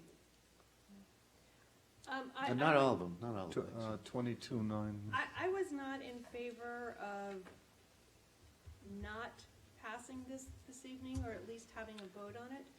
I think that, to your point, Yeah, 10. Vice Mayor, I'd like to see them divided into two separate ordinances, and I know we talked about this at the staff meeting, and you talked me out of open my yap, and I'm opening my yap again. Good. So, I'd like to see them in two separate ordinances. I would like to see this first one that we have talked about deal with a special exception, and I'd like to go back to, and the research has been done. It was done when we looked at impervious and pervious, and we looked at the Oh, number yeah. of things. So I would like to default to whatever that is. If it's 75, and that's what we came up with, I think it was, I believe it was 10,000 or less.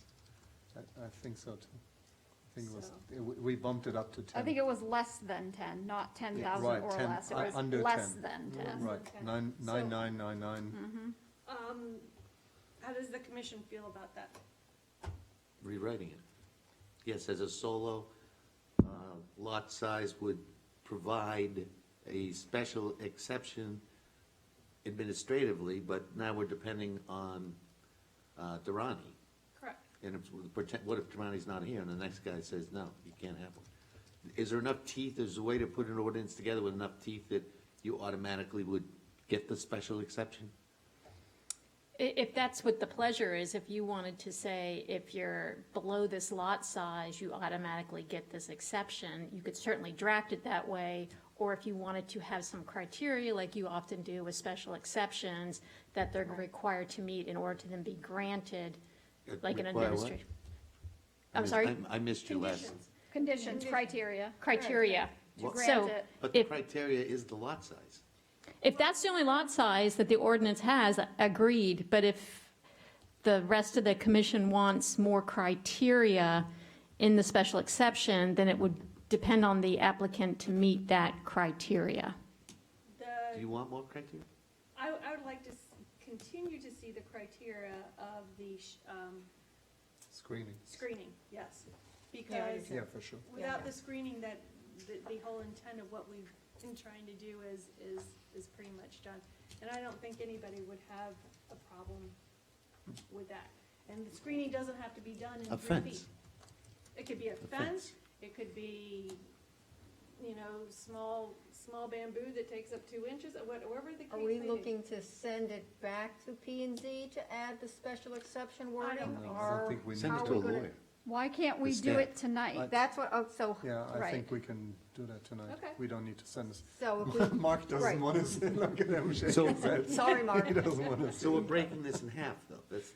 We're only gonna, You might not need That's- can we to. do it A, B? I mean, you might not need to if you, If we can come up with language, you can just go to Right. the next part of it, Right. right? yeah. Okay, so let's have our attorney start to think about language, and if you are comfortable with making a change to the existing ordinance, but we first have to deal with the second half of the ordinance, which is the ancillary structures of dune crossovers. Okay, can I say one more thing about the sheds? Durrani, as Yeah, we're I didn't talking hear about. that. Could you repeat that? Phil, it's Susan. I was just talking about, we're looking for some wording to add to this shed ordinance so we can move it forward, because it's spent a lot of time. So therefore, if we're looking at special exemptions, we need some sort of criteria, I think, more than just lot size. So is there something that you might think, or Tracy, you might think we need to consider in this criteria while our attorney? Well, I kind of agree. building official Durrani guy. So, two things. I know hardship, but actually have the owner express the reason why they would want this exception. And two, I'm thinking also there should be a limit, maybe 10 years max, and then they'd have to reapply again. That would solve the problem of it being grandfathered in, so if ever we had a problem in the future, it's not forever that we grant this special exception. And that I think would also, might, as as neighbors move in and neighbors move out, it gives the new neighbor the opportunity also. Exactly right. Yes. I think that's very complicated. It's two things. No, to renew it every 10 years. Because most of the people aren't going to need a permit. They're going to go buy a Rubbermaid and stick it in the setback. Right. So then they have to come back 10 years later? Right, and request that it be stay in the setback. Request I don't the think that's exemption. onerous. Yeah, I don't Basically, think- request the yeah. exemption again Right. to continue to comply or not Continue on And the comply. people that Exemption, right. already have them in the setback, Right. what It- happens? They come to you and they have to prove that they should be allowed to keep it in the setback? I know you'll be lenient, but it seems like an unnecessary burden. In other words, how do we deal with the ones that are there? Is that what you're Yeah. asking? How would you suggest that we incorporate this to make it all? Well, the Come way together. I'm thinking this will work, if your shed is where it is. Yes, how I'm thinking this will work is if your shed is where it is, it will not be a problem unless you have an issue with your neighbor. Right. Otherwise, you would have heard. Right, we're not asking people to come and self-declare and register your sheds. Right. That's not what we're doing. We're saying if So you're the putting in only a new people with shed, the 10-year rule will be people that are putting in new sheds. right, or somebody who has reason to ask for administrative review Right. to install the shed. And they're gonna say, I do not have the space for a 3-foot setback, my lot does not afford Right. for it, and we can do an exemption, and it's also time. Only for this time. I'm actually in agreement with Vice Mayor Claus. I'm not. Can we in- note the time? 7:35, you actually agree with me? Every day. Did I hear you right? Just because I believe it eventually might create an administrative burden on the town. You're now having to track somebody who's 9 years, 6 months, and 2 days into a special exception that they received for a shed, and they may forget, so who's gonna follow up? Is somebody, is poor Lisa Burns gonna have a calendar of all these sheds somewhere that she has to follow up with? I don't think that additional layer necessarily gets us much further than where we are right now, The 10-year. the 10-year thing. I don't think that anybody is going to remember to come back No. 10 years later and What go happens like, if you and sell put it your on their house? calendar and go like, okay, in 2030, I need to go to the town and make sure that my, Madam Mayor, if I may, looking at That's a good idea, though. the draft ordinance, it looked like there's really essentially 5 requirements for sheds. Specifically looking at subsection 3, dealing with the less than 100 square foot size. Right. You have, there's no allowance for them to be in the front yard. Then you have talking about it being predominantly screened from view and the setback requirements. Then you have the roof drainage issue, and then you have that there's no building permit that's required, and then in subsection 4, it talks about that they have to be maintained. So if you want to talk about a special exception, perhaps what Vice Mayor Cos mentioned was that the special exception would only apply to lots 7,500 and less, but it only applies to the setback requirement. Right. Right. And all other requirements must be satisfied. Yes. Right. Except 10,000 instead of 75. I'm sorry. Under 10. 10. Yeah. Under 10. Well, Under 10. That's not a small And quick lot. question, just for, do you guys want to maybe consider also putting something in there that they can't meet it anywhere else? Because what if they do have space to meet the setback, but because of that clause now they no longer want to meet it? I know with the generators, you have to prove to the town that you cannot put it within the 10 feet before we allow to consider you to put it within the 5 feet setback. So maybe adding something like that, like, okay, you have a small lot, but you also have to prove to us that you cannot put it within the 3 feet to allow for you to put it within that That's the setback. Yeah, concept it we would be, started with. it would be administrative review. It would Right. be a special exception granted by the building official, so he would have to review that. So this stays plus the special exception for that exact situation, for people with the smaller lots under Right. 75 and under. If we want even maybe, you can just say unconforming lots. No, I think we need to have some guidance over Okay. that, and it'll be by default whatever we came up with before, so. Okay. I think so too. We I good? think we figure out what lot size we're gonna use, and there's gonna be an exemption to it, period. Well, do we kind of have consensus on 10,000? Under 10. Yeah.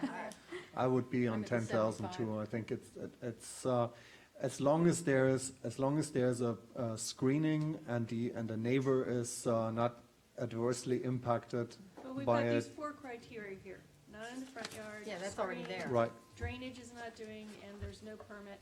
I would be comfortable with doing the under 10,000. You're right. Would you be comfortable with that? Well, I suppose I would, what my question being is if it's a 10,000 square foot lot, they have less of a hardship with their sideline, right? Yes. Yes. Under 10,000. Under 10. Under. The problem is what Martin was pointing out, 7,510 feet. You see, a lot of the lots are just slightly above 7,500. So for Yeah, instance, that's- my Okay, so- lot is like 9,996. Wow.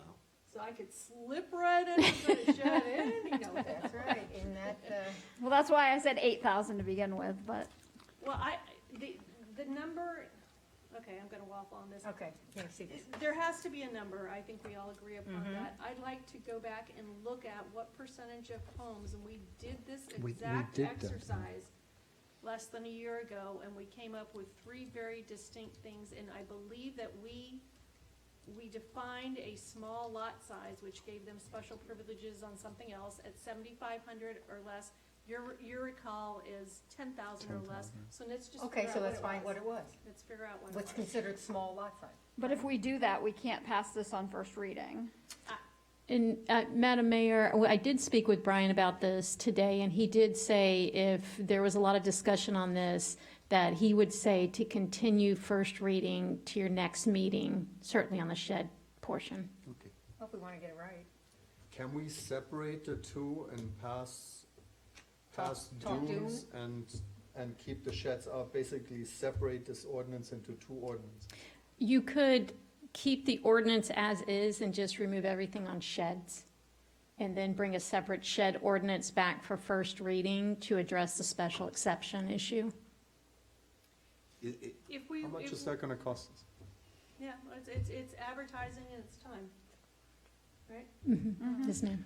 Because I think if from what I'm hearing here between us is that we're pretty much on the same level as far as what we wanna accomplish here, how we're gonna accomplish it.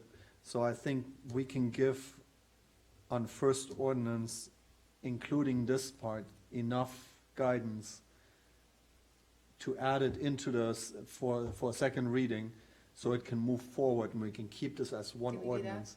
I agree with Steve, what Steve said in the beginning, and I did this in a staff meeting too, that this ordinance is convoluted between the 2 things, that they're in one ordinance, however, it is what it is right now, so let's just, Yeah, and as I move it, explained but- before, the reason why it's in the same ordinance is because a shed and a dune crossover, they're an both accessory accessory structure. structures. I know.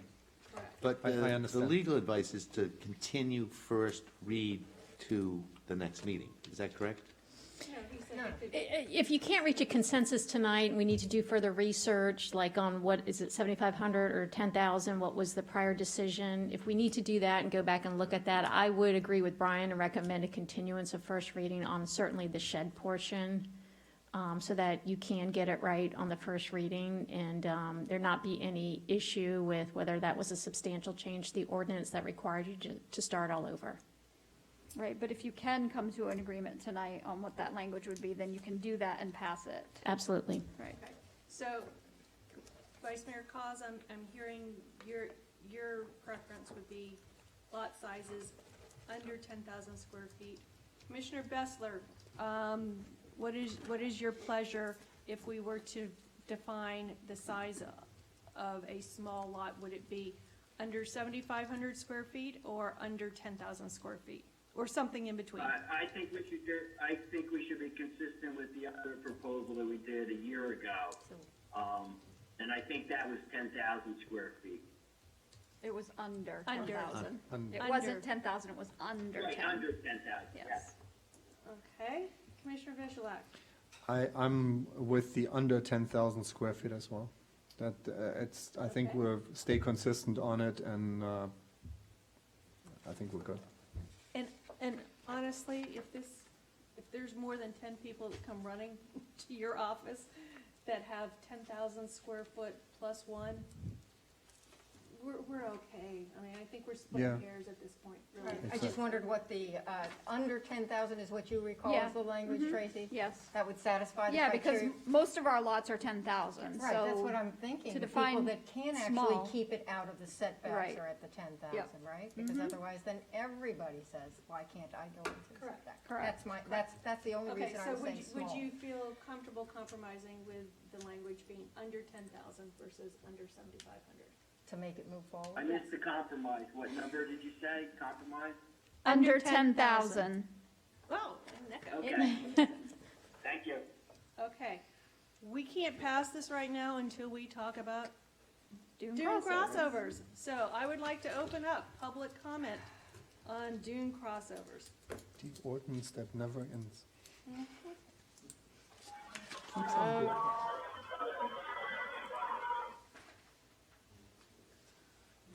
Sounds like it's alien ship. Okay, so, where are we? I'm lost. We're going to the other half, correct? Or the first half, Correct. accessory use. Oh, that mix matched in there. Yeah, wait a minute. Everybody has been unmuted. Is No, second there public comment on dune crossovers portion of this ordinance?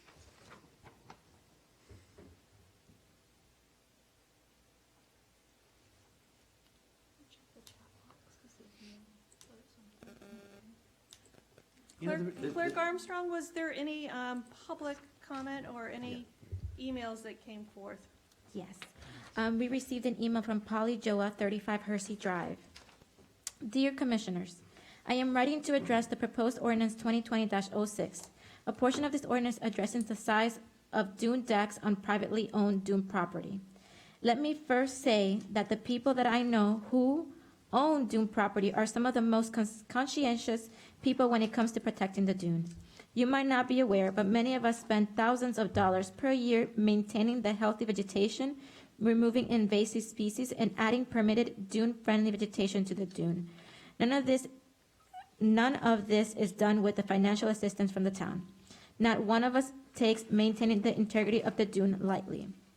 Regarding flooding, in Ocean Ridge, flooding comes from intercoastal side.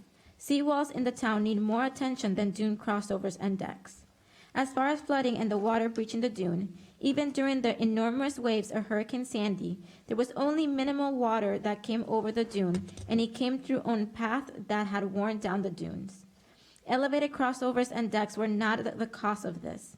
Ocean Ridge is not subject to the enormous water surge as the Gulf side due to the depth of the Gulf Stream. Most people are aware of this. There are 22 owners of single-family homes with private dune properties on Old Ocean Boulevard from Corrine South to the town limit. All but 9 of these currently have a deck or patio. One of the attractions of owning property on Old Ocean is to own the dune with the expectation of having a private crossover and or deck, which the State Environmental Department allows. And should all of the remaining 9 property owners build a 144 square foot deck that only represents a difference of 356 square feet from a 100 square feet deck spread over a mile long along Old Ocean Boulevard. Most decks and patios are not visible from the road, only being defined by a rope or gate or steps.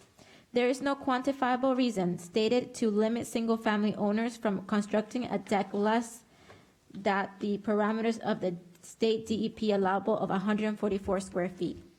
If the commission seeks to limit private property rights with a regulation more strict that the state should be backed up with quantifiable data from professionals in the field and not emotions. Limiting private property rights is something that should always be taken seriously and measure of last resort. The last presentation of the Dune Health at a town meeting was a recommendation for the homeowners to allow and encourage the vegetation to grow seaward. I can tell you that in our dune area that has been occurring. I respectfully ask you to support the state allowable of 144 square feet decks on a single-family owned dunes in a line with multifamily property dunes. Thank you. Town Manager Stevens. Can I address this? I know in our staff meetings with commissioners, this was brought up several times. It wasn't just one commissioner, it was several of you who brought up the fact that we shouldn't be separating the multifamily size from the single-family size. And I think you can accomplish this by striking some language on page 1, section 1-3 definitions. The very last sentence there, a deck may be allowed in conjunction with the crossover, provided the deck is attached to the crossover and does not exceed 144 square feet, period. And take out all the language about separating it single family and multifamily. Yeah.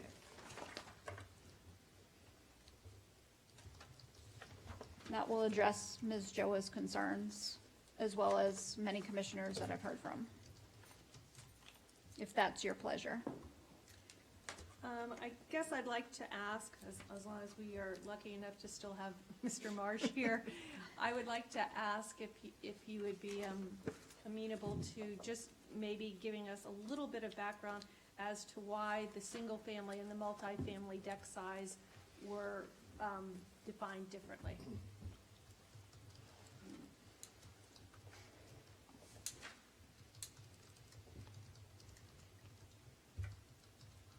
Mark Marsh.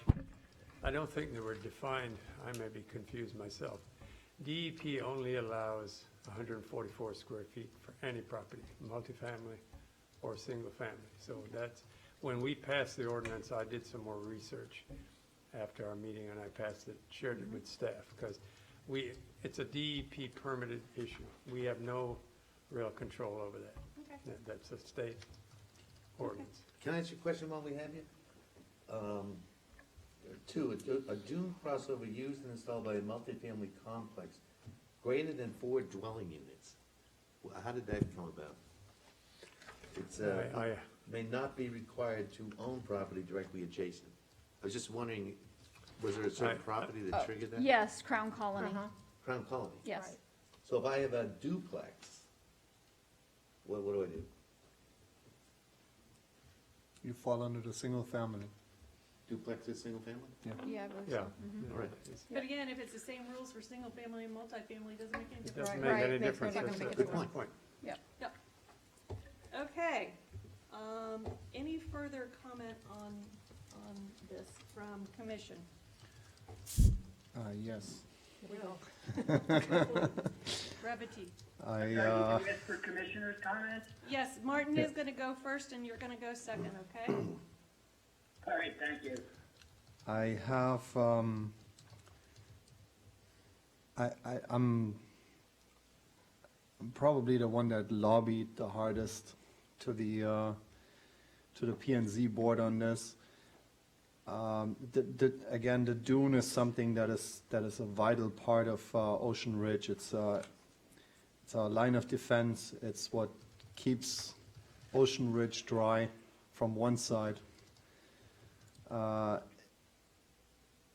The health of the dune is something that is defined by the vegetation that is on it as part of it, and the vegetation cannot grow under structures.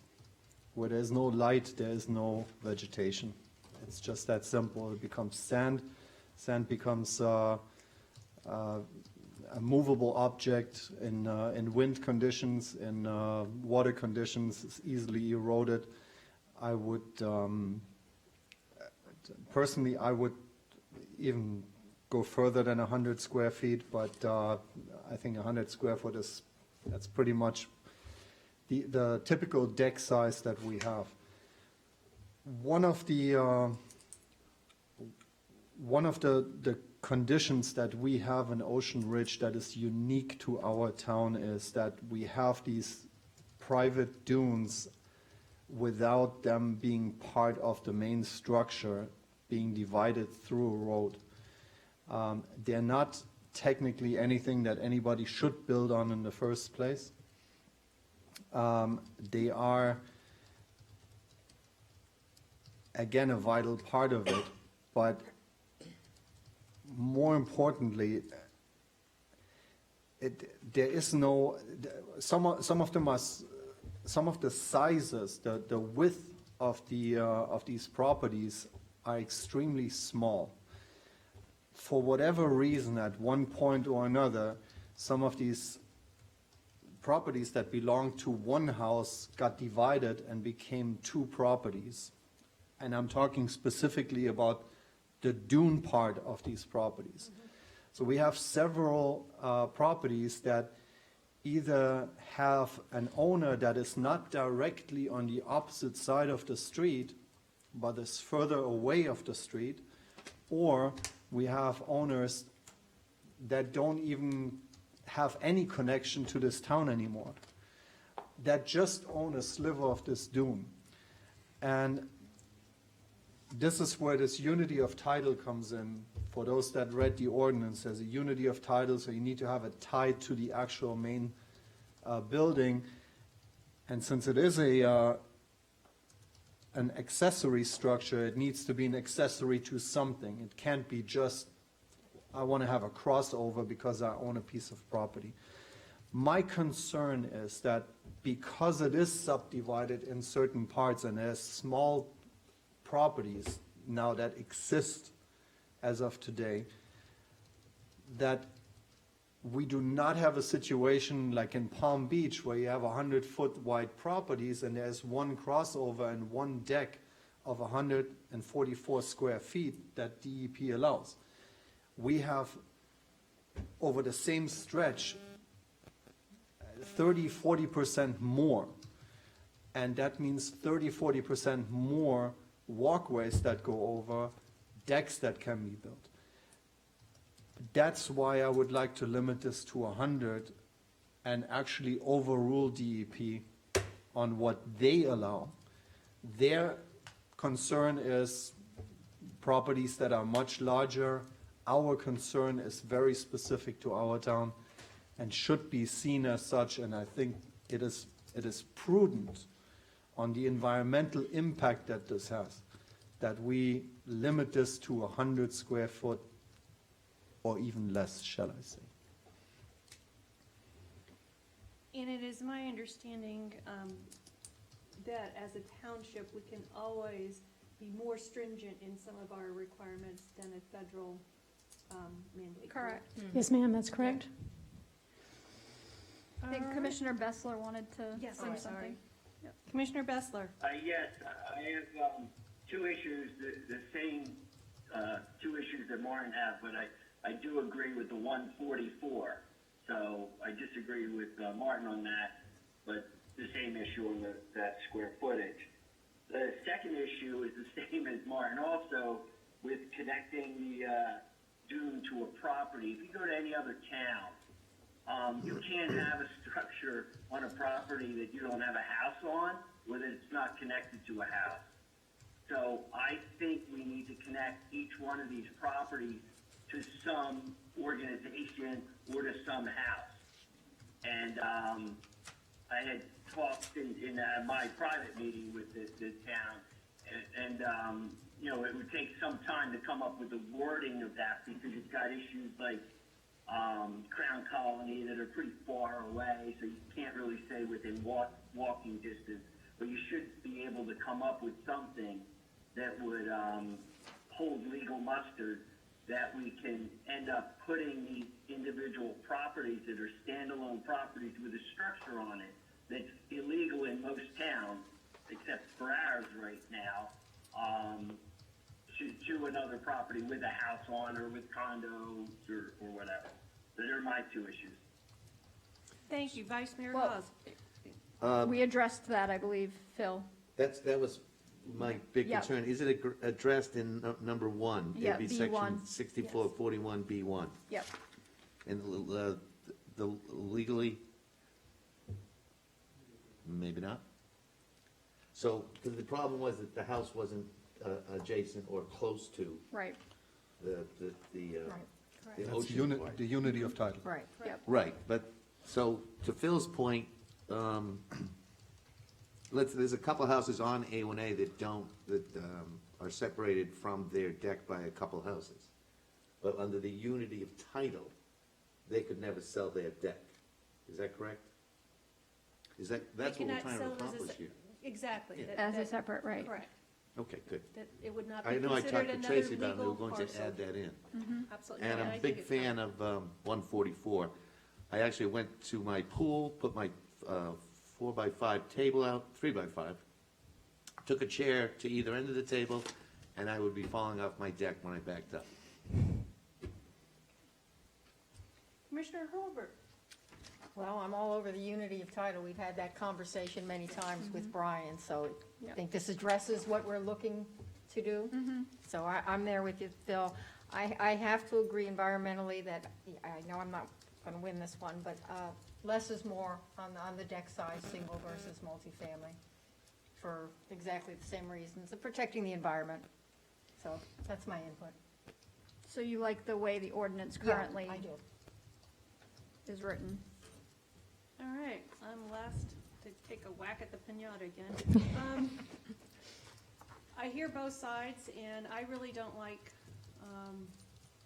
trying to figure out the differentiation between the two if there's not a logical reason, but I do hear the environmental side. And I think as strong as the environmental comments were the comments by Commissioner Vishalak, that we have made some of our dunes smaller and smaller and smaller, so therefore, we're back to the one size doesn't fit all again. So the question would be is, could we tie the size of the crossover or deck to the size of the dune?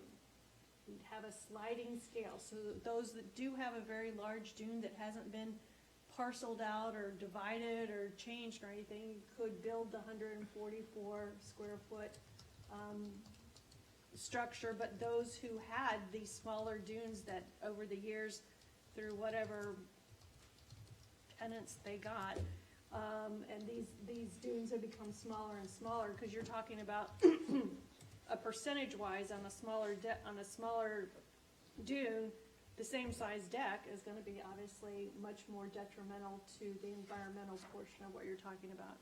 And yes, I mean, you're very clear on that the dune is a structure that not only protects the people across the street, but impacts the entire island. And, I mean, anybody who knows me and my coalition, we shouldn't be building and shouldn't be living on this barrier island to begin with. Yeah, but That's what we got. But, you know, we also are a beachfront community and that's why we live here. I mean, we want to be able to use our pieces. So there would be any appetite for some type of compromise that the size of the structure would be tied potentially to the size of the dune? You mean the width of the property Yes. versus not the dune Yes, itself, not the width of the property? The width of the property. No, you Thank mean the square footage of the dune. Hmm? You'd have to go with the square footage of the dune. No, you can I go with the think width of the the width of the property, I The width think. of the property is the same difference. It's, Right. because You you may have, have a when you little look bit at the more map, sand on your side of the dune because you somehow have a different growing flow, so the depth to the ocean may be an additional 15 or 20 feet versus somebody 5 doors down who hasn't, Mother Nature hasn't blessed with that yet. Well, I'm just thinking down at Beachway, the dune is doing remarkably well. The gentleman who came here last year noticed that. What are you gonna call the toe of the dune to do your measurement? Oh, you're going width of the property, The width of the property. not, I'm totally confused, yeah, the width of the property, your property line to property line. right? That would The be dune. across to the dune, that's where your dune is. But what happens if my neighbor has a 50-foot wide dune and I only have a 10-foot wide? That's exactly. That's the what we're point. talking Yeah, about. that's So some exactly. people, these were probably the original dune sizes that were tied. But over the years, we've had attrition, and maybe one of those is now divided to two. So the point is, if you put the exact same size structure here, it doesn't seem egregious, but you put it here, You're talking 44 feet. that's a 10, Times everybody. 4 by 10. And you're not taking into account, I guess I should call it the depth of the dune. Correct. Right. If you look, for example, and again, I'm on Papa, because I brought my computer and I can play. I see that. So I'm looking at Polly's property. Her dune property. You guys can see this. Her dune property actually is off the street, where most of them are actually right on the street. So hers is off the street, and ends pretty much right at the sand line. The property right next to it, to the south, which belongs to the condo, to Turtle Beach, goes way deep into the sand compared to hers. So each one of these properties, and when you look at the Papa map, each one of these properties is staggered. Some of them are skinny and long, and some of them are shorter, some of them come in, some of them go out. So the idea, I think, and I brought that up in one of our, I think it was in one of the staff meetings or on one of the P&Z meetings, wherever it was, that if we tie it to the width and say, if you have 75, 100 feet. If you have 100 feet, you can build 100 square feet. If you have 200 square feet, well, you can only build 144 because that's where DEP. But if you have 25, you can't build a 144 square foot deck because you're basically, you're covering almost the entire dune. And then to that point too, actually, some of them, I think, are not even able to build any crossovers because they have problems with the setbacks. So some of the very, very small ones. Well, that would take care of your problem. That would take care of the problem on the very small ones. Right. But on the smaller size ones, I think we still would have a problem. On that house you just showed on your computer, the property line goes down to the water's edge. This ordinance clearly says you gotta use the toe of the dune. So.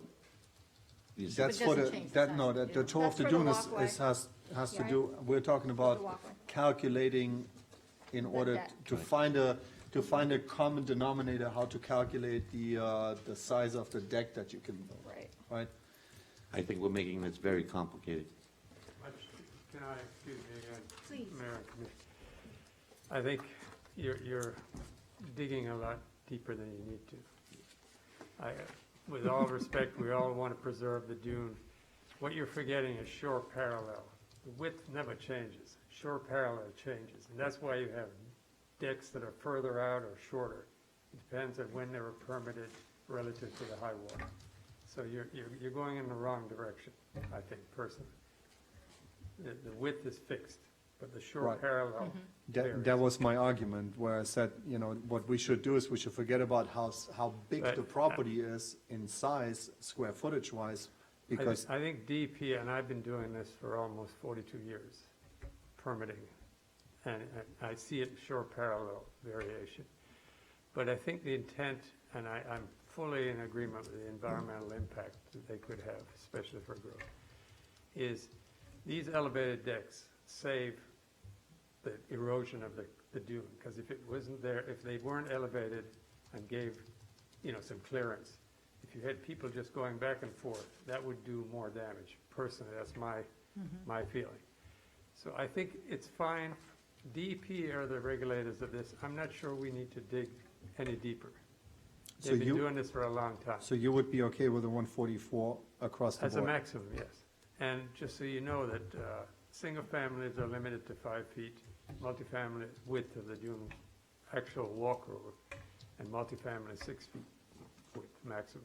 So, So we already have, it sounds like, some built-in building. yeah, I mean, if you have such a differences peculiar with situation DEP, that you can go to the state and make an argument to vary from that, then So Let it- increasing let- the single family to the size that DEP allows for the multifamily is not an issue. The only variation Right, is the but I width of the mean- walkover. I'm asking, yes, P&Z.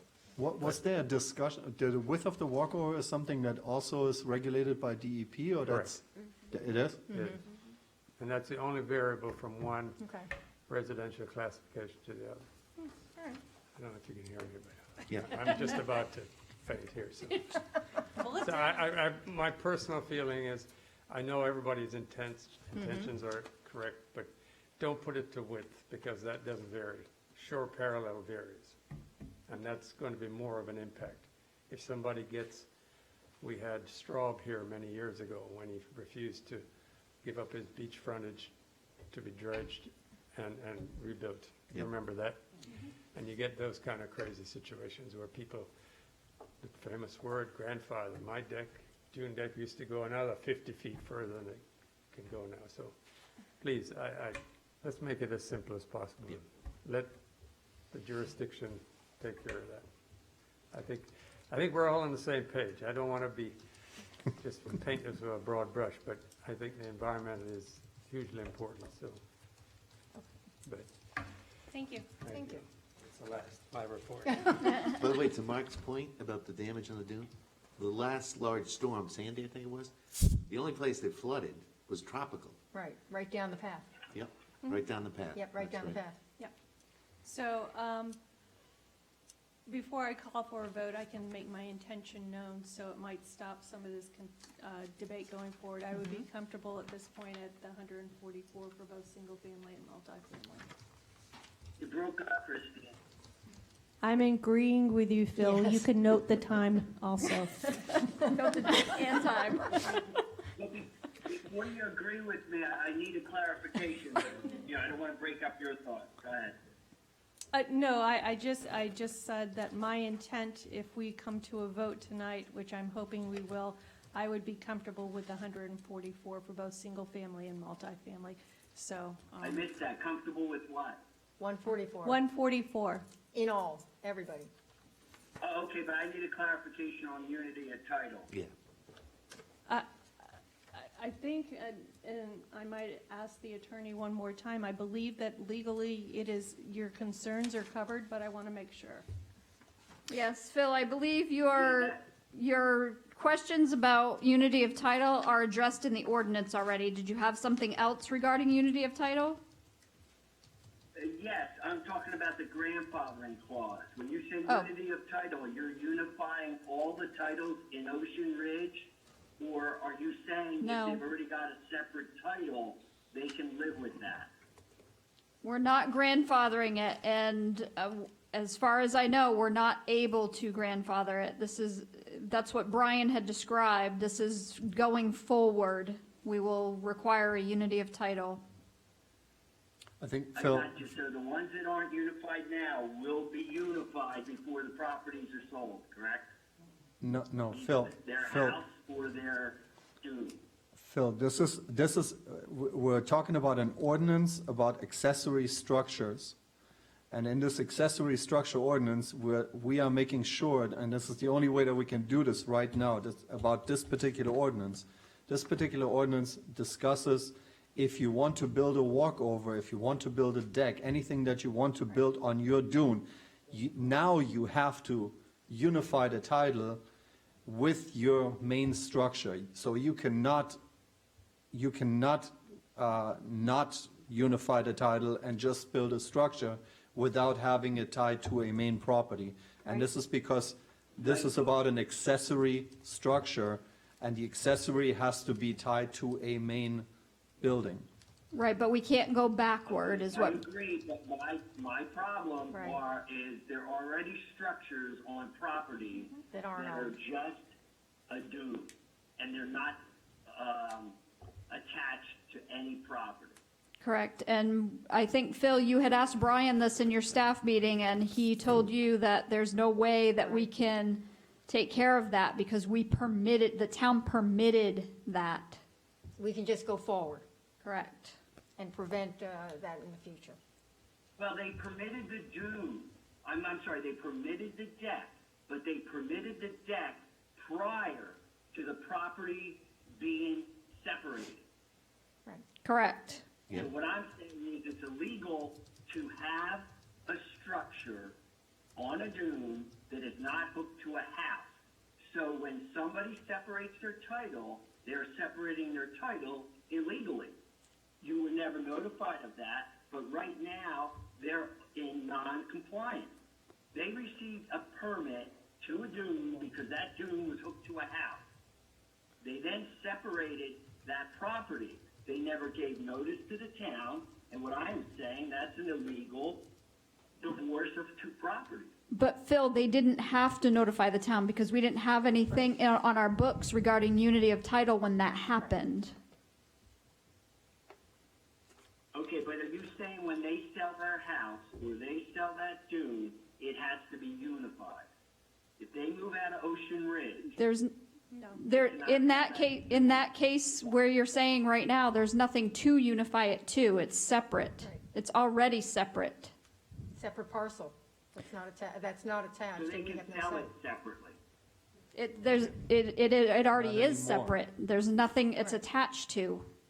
But if something happened to So that what I'm deck saying, there, they you can could not sell it. rebuild it. That- They can sell it. Yes, they can sell. That person that's putting the ads in, that Yeah. owns that property, in the, whatever, New York Times, he can sell that property. Yes. We can't do anything about it. Correct. Any other properties that's like that?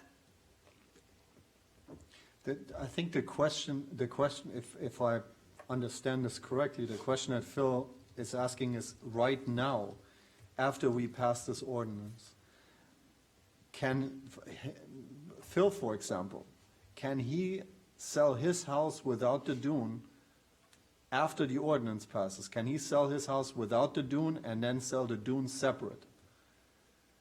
If he does not have unity of title yet, because he has a structure already on it, can he still sell them separate from each other? And I think that is something that should be addressed, maybe not in this particular ordinance, because it has nothing to do with this ordinance. But it's But here. it's something that we been need But that's to. just for accessory structures here. It's tied Th- specifically This to is for building right now. Right. If you're coming forward and you're It's you're not the big applying. picture. this is- Right. And yes, I agree. And Commissioner Bessler, I believe that your intent is the intent of most of us sitting on the dais also, is to address this in some. You're breaking up, Christine. I think our intent, almost everybody on the dais understands exactly what you're moving towards, and it is going to be a legal challenge. It may not be insurmountable, but it's something that cannot be covered with this particular ordinance that we have now spent 2 hours and 46 minutes on. But I would like to, it is not something that, that we're not going to address at a future date. But you're correct, this ordinance in particular does not cover the concern that you expressed. Chief? Okay, but you're saying we're gonna come up with an ordinance that will solve the problem where I cannot sell my house and my dune, because if, Tracy's right, that you can separate the properties without telling Tracy, then all of us along Old Ocean can separate our properties and sell the dune. Like, I own 2 dunes, so I could sell half to, with the house, and I could sell the other half to somebody else who wants to. Correct, and we fully understand that. I don't think that we can make any promises that something legally can be done, but it definitely can be explored. Chief has a comment, yes. I believe that Ms. Goodrow will agree with me, and you can give them some direction. Perhaps what we're asking for is an ordinance going forward that will specify that should a property be divided and have a non-conforming accessory structure after division, that structure must be removed for the property to come in compliance or something of that nature. I don't know what the legality of doing that. So you had a conforming property. So you had, whether there was unity of title or not, you had a property that was existing that had an accessory structure which was allowable by code. When you separated the property, you made a non-conforming property because you have a non-conforming accessory structure. So perhaps going forward, the town could look at how they can legally get to the point of people cannot subdivide their property and cause a nonconformity. Well, they could, I don't they know how could you would do separate it. I mean, technically for us, it makes no difference if they separate it or not, as long as it cannot have an accessory structure on it anymore. That means no more walkway, no more deck, no more Right, but. bridge, no So more if I- nothing. Right, but You what- have to remove it. So if But I- what Brian had said was where the town had already permitted the dune crossover and not required a unity of title. I understand the unity of title part, but it's an accessory structure. So, So Right. the- Ms. the legal Goodrow, maybe So- you could, I hate to. Madam Mayor? I'd like to hear from the attorney, and then I'm probably going to close this portion of the discussion because it's not going to be solved in this one ordinance. Right. Right.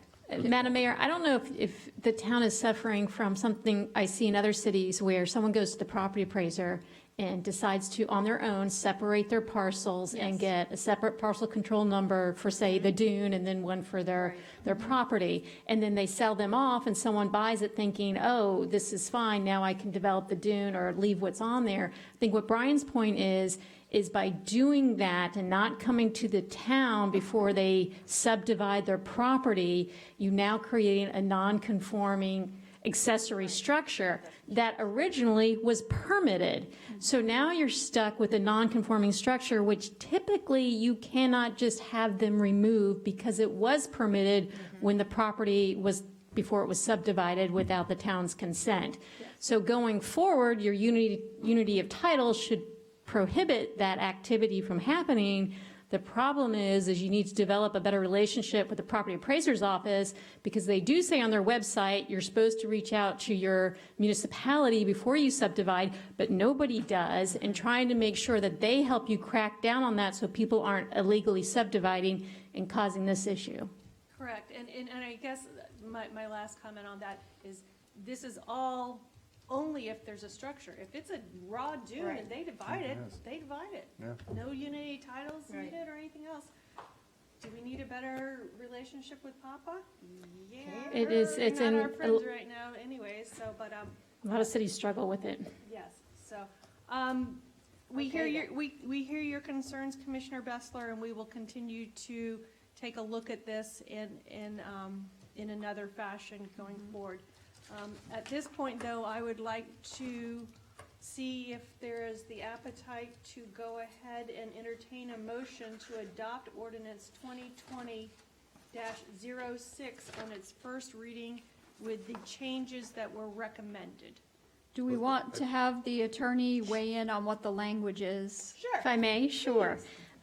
So the recommended changes that I have noted would be regarding, if we can go to the dunes first, because that was the most recent conversation, would be, as Tracy suggested, at the bottom of section 1-3 definitions, to change that to allow for a deck may be allowed in conjunction with the crossover, provided the deck is attached to the crossover and does not exceed 144 square feet, period. Correct.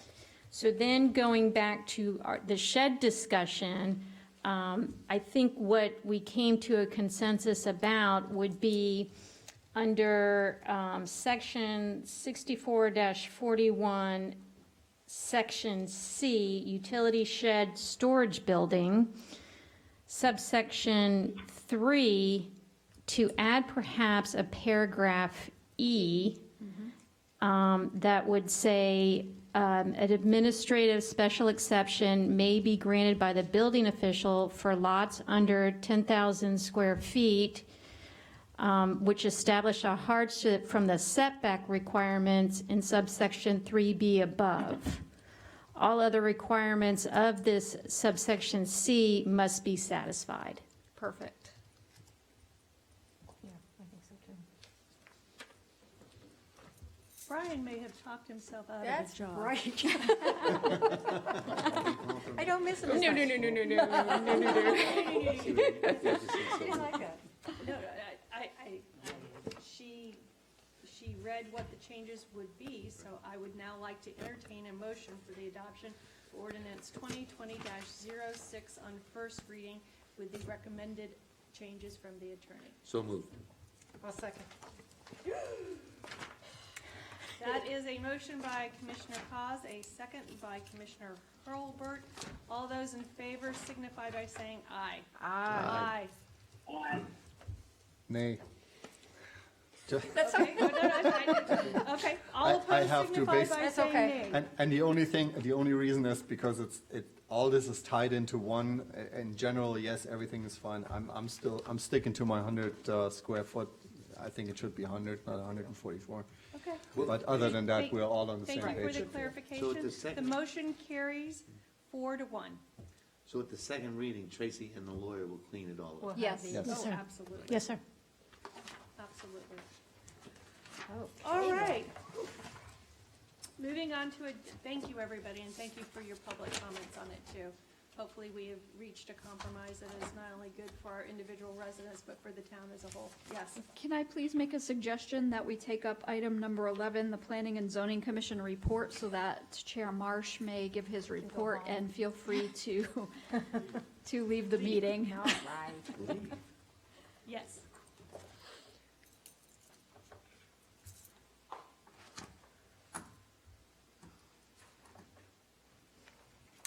Good evening again, Mark Marsh, Chairman of the Planning and Zoning Commission.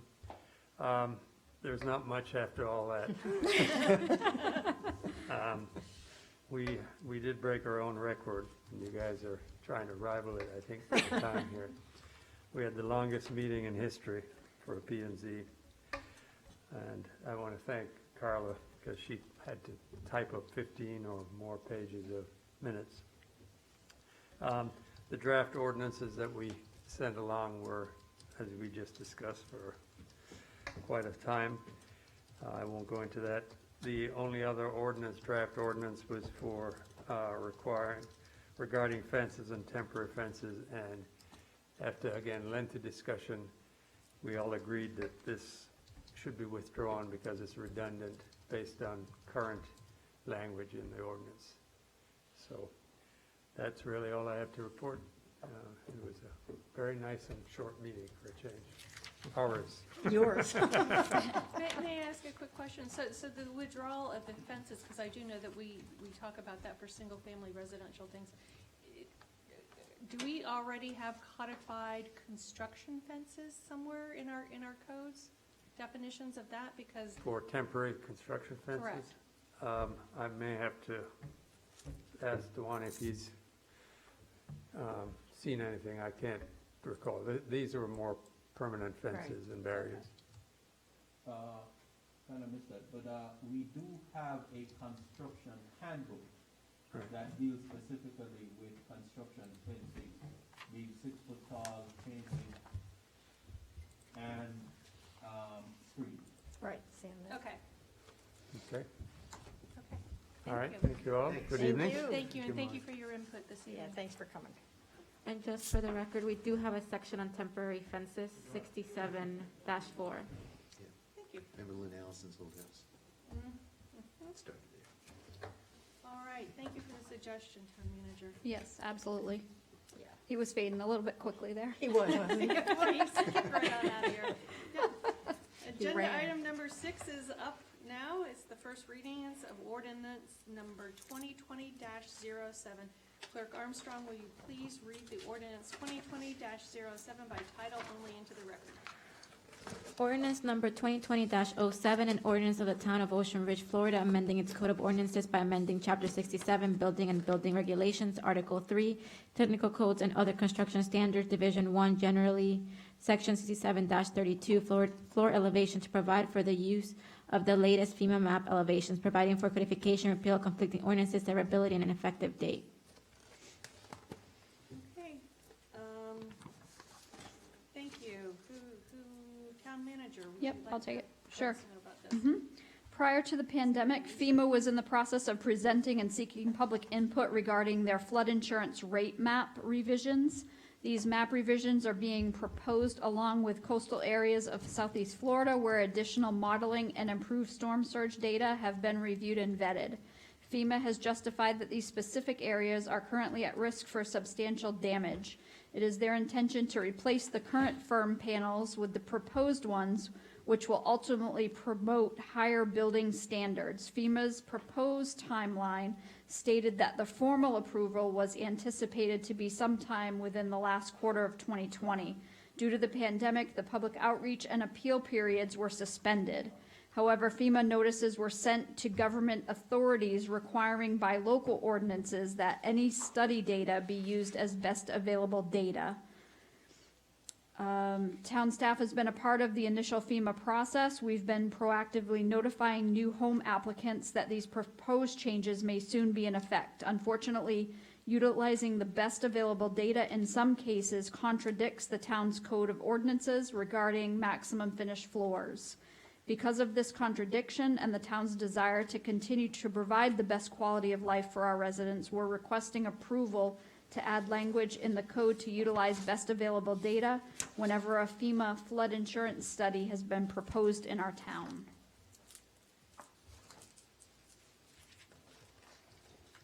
Okay, I now open the floor to public comment on this item.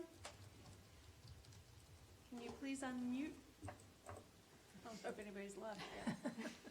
And I categorized it as, Mr. Hennigan, you are publicly being heard.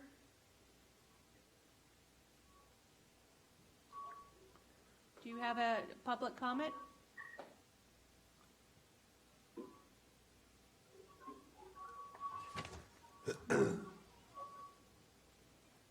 Are there any public comments on this ordinance?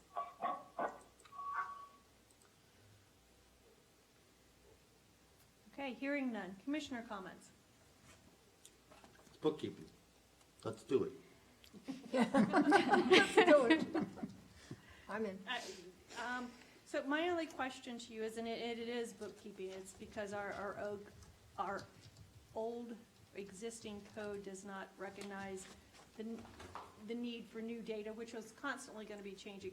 I guess my question to you is, and it's not necessarily related to the ordinance, is if we are going from 6 feet NAVD to 9 feet NAVD, does that mean that residents, I know that residents would have to comply with that new 9 feet. Does that mean that they can actually exceed it though? Durante, go to the mic. Yeah. Yes, Durante Guy, building official. So the answer is no. They can only build up to the maximum based on the most recent study data from FEMA. So we are allowing homeowner who wishes to build to go to the best available data that FEMA is providing. Actually, in this ordinance, we're going to mandate it. Right. Right. Okay, but it does not give them the privilege automatically to exceed. No. No, there's actually language in the ordinance that actually limit. So, you know, certain areas, for example, the crest of a road, in some areas, we actually have a high portion of a road coming in. So you cannot be above that more than 18 inches as long as you're below or within that FEMA height. So there's nothing that is allowing you to go beyond that, with the exception of the FEMA data. Okay, thank you. Which in our town, I think there's like 4 or 5 properties that would probably meet that. Well, I'm actually on Old Ocean, there might be one. Okay, I'd like to entertain a motion for the adoption of ordinance number 2020-07 on first reading. So moved. Second. That is a motion by Commissioner Hurlbert and a second by Vice Mayor Cos. All in favor signify by saying aye. Aye. All- Motion carries unanimously. Okay, item number 7, first reading of ordinance 2020-08. Clerk Armstrong, please read ordinance number 2020-08 by title only into the record. Ordinance number 2020-08, an ordinance of the Town of Ocean Ridge, Florida, amending its code of ordinances by amending Chapter 18, Emergency Management, to clarify, modify, and remove outdated provisions regarding how the town deals with emergency situation, providing for codification, repeal conflicting ordinances, their ability, and an effective date. Manager, would you please advise us on this item? Yes, the proposed emergency management ordinance amendments are attached for your review. The proposed amendments are in line with emergency management procedures and best practices that town staff has been following for many years and are in the best interests of the safety of our residents. All right, I'd like to open this up to public comment. Please unmute.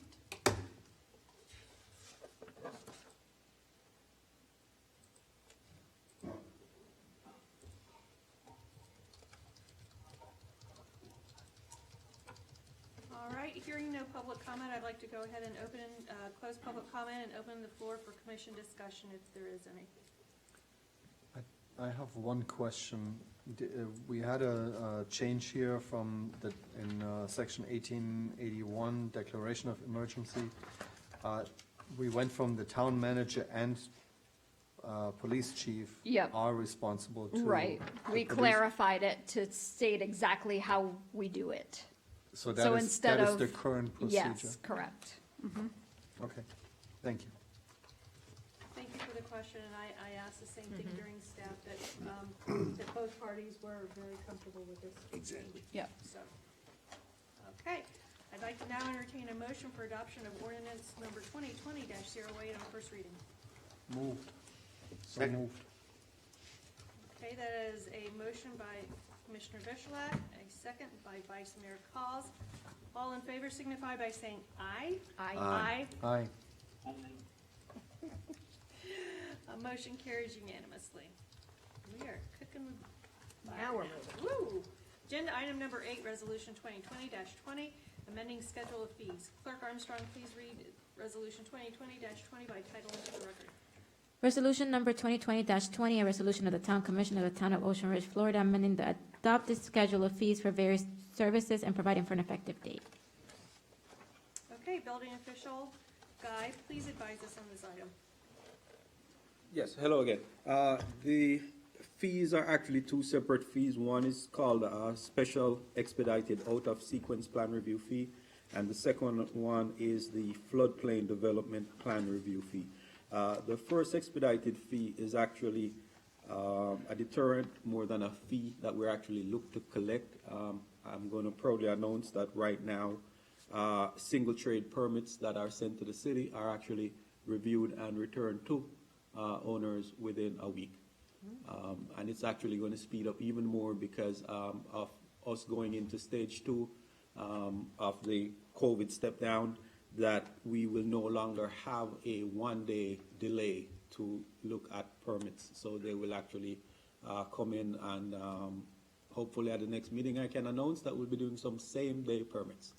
And So, let me just ready to go. interject here just for a second, and I just want to say kudos to you, Durrani, that we had a backlog of permits, and you really, really stepped up to the plate, and you got everything caught up, and that's amazing. Right. So this is actually, again, to deter people that actually come in and have artificial deadlines. It has nothing to do with deadlines, the Florida Building Code. It's actually outside of what the code is. I mean, for whatever reason, disorganization, so someone comes in.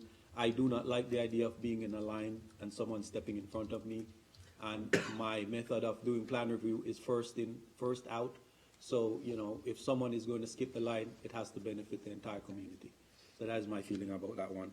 The second one is the floodplain development, floodplain review, is that we haven't announced that. I'm going to hold off on that there have been some movements in the floodplain review and grading for us. And we're actually doing more work in reviewing floodplain documents. We've actually consulted the state floodplain office, and they've actually told us that administratively we could actually start looking at a project when it approaches 35%.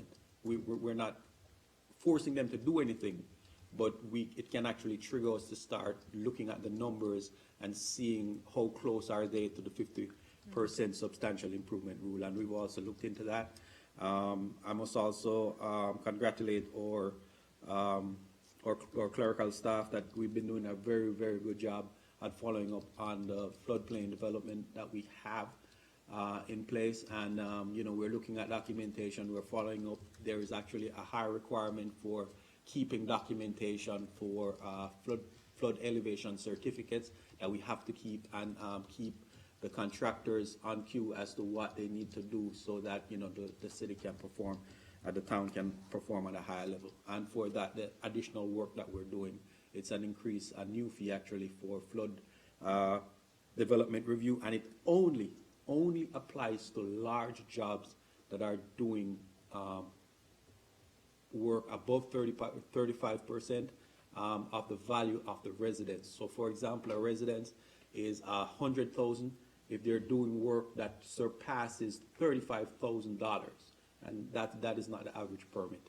And so that is less than 10% of the permits that we'll actually deal with, and the actual change in value of the permit is actually less than 1% of the overall permit fees. Thank you. Okay, I'd like to go ahead and open the floor to public comment. Please unmute.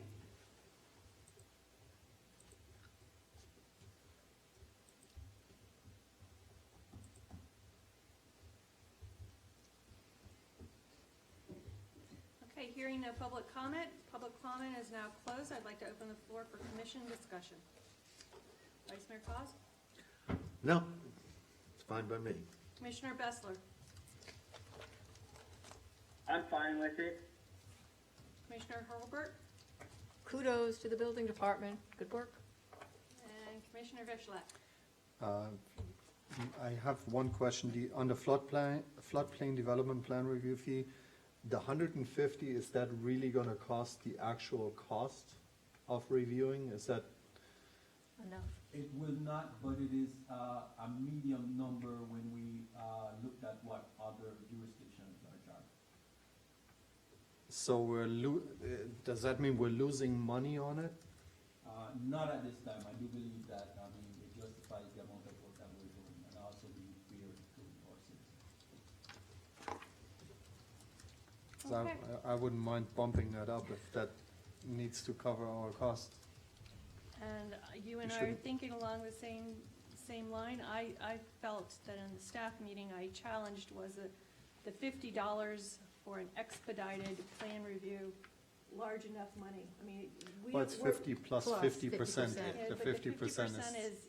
It's huge. Oh, that can be huge. Yeah. Oh, For a big yeah, project. Yeah, yeah, yeah. $1,000, $2,000. That can be thousands of dollars. Okay.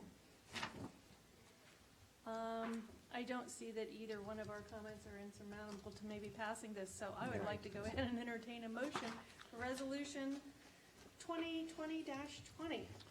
I'll make it, and I'll second it. Motion by Commissioner Hurlbert, second by Commissioner Vishlack. All those in favor signify by saying aye. Aye. Motion carries unanimously. Agenda item number 9, building permit extension request for 6273 North Ocean Boulevard. Building official Guy, would you please advise us on this item? Yes, so this project is a project that has been ongoing way before I became building official, as I understand it, as far back as 2015. And it has been still going on based on a field observation report that I did recently. It's crickets. Nothing is really going on at the job site.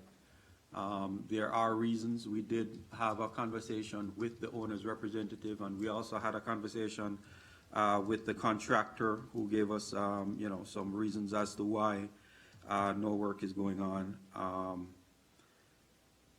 I did inform Daniel, and I believe he said he was available and online. He got the information late. But I know that this project is one that many residents would like to speak about, you know, feelings that they have about the project. Personally, I see no reason, and professionally, I see no reason why the project cannot continue, and there is no real justification as to why the project has stalled. And in my research, I found out that there is an ordinance that we have in place that if a large project is exceeded beyond 18 months or a year, that it actually is required of the contractor and owner to come before the commission and explain why the project is taking so long, and ask for the commission's blessing to be granted an extension to continue with this work. Yeah, So, and that's why this is on the agenda. So this is why this is on the agenda. So this is where we are. I did do a report pointing out, where it is right now, and I actually leave it up to hopefully the contractor and owner's rep is available to, make their case as to why the project is stalling, and, for us to move forward and find out how we can all move together to complete this project and, satisfy the towns. Okay, I'd like feeling. to ask, just first point of clarification, is it 18 months or a year? Because that it would require, that it would trigger a commission review. I believe it's 18 months. 18 months, thank you. I'd like to go ahead and invite any representative for the property at 6273 North Ocean Boulevard to speak first before I open it to public comment. Hello, everyone. Can you hear me? This is Daniel Stern, the owner's representative of 6273 North Ocean Boulevard. Good evening. How are you? I am still here. I definitely learned a lot about the town of Ocean over the past 2 hours and 45 minutes. Nonetheless, I know this is an issue. The project taking as long as it has been. Just for anyone else who's listening, other than the clerks and anyone else who has met me in the past, I came on the job effective in January of this year with the hope to kind of complete it by year's end. Consequently, we had a little outbreak of coronavirus. I had to fly home. I ended up getting it, which luckily wasn't too big an issue for me other than just 2 weeks of pure isolation. It has been an issue getting back there. I know it has been for Andrew as well, and which has caused delays in the project. Luckily, I do have now the go-ahead to return back to good old sunny Florida, as it's now getting very cold here in Toronto, a little bit earlier than expected. So I will be flying down next week, and won't be leaving until the project is, to mine and Rick, I don't know if Rick is still listening in, the GC, to our satisfaction. I know Andrew will be flying down again in December. By that point, I'm hoping to have, mostly everything completed. If he still needs certain fixtures and finishings to be decided at that point, I believe I can leave that in his hands. And then if I have to kind of fly back, every couple weeks, hopefully that shouldn't be an issue. The only issue that I can see there is if our government here in Canada is still stringent upon a 2-week isolation when you come back into the country. It will maybe cause a little bit of delay at that point, but hopefully we'll be kind of finished up with the project by then. That's been a lot of also the reason why I haven't been traveling back and forth, because as mandated by the Canadian government, every time I do want to return back to Toronto, I will have to self-isolate for 2 weeks, and then even at that point, they will still kind of have issues with me flying back and forth for a building project. But like I said, I do have the go-ahead. I'm flying in next week. I should be in Tuesday afternoon, at which point, me and Rick will meet up, and we're going to kind of push this project the way we like to see fit. I know it was moving very well when I was down there from January kind of till about April, and I'm hoping that, we can continue along that path of me being down there.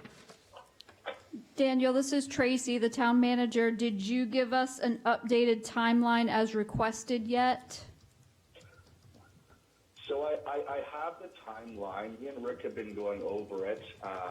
I basically provided him with what I thought would be ideal. He then responded with a couple changes that would have to be made as I'm not the GC down there, so things run maybe a little bit differently than they would here in Canada. So we have that updated. I could send it off to you guys, but in my professional opinion, I'd love to have a sit down face-to-face with Rick next week before we give that in, because I don't want to promise you guys anything that's not, to the point. If you would allow that, I'd appreciate it. If you'd like to see a rough draft of it, I do have that for you now.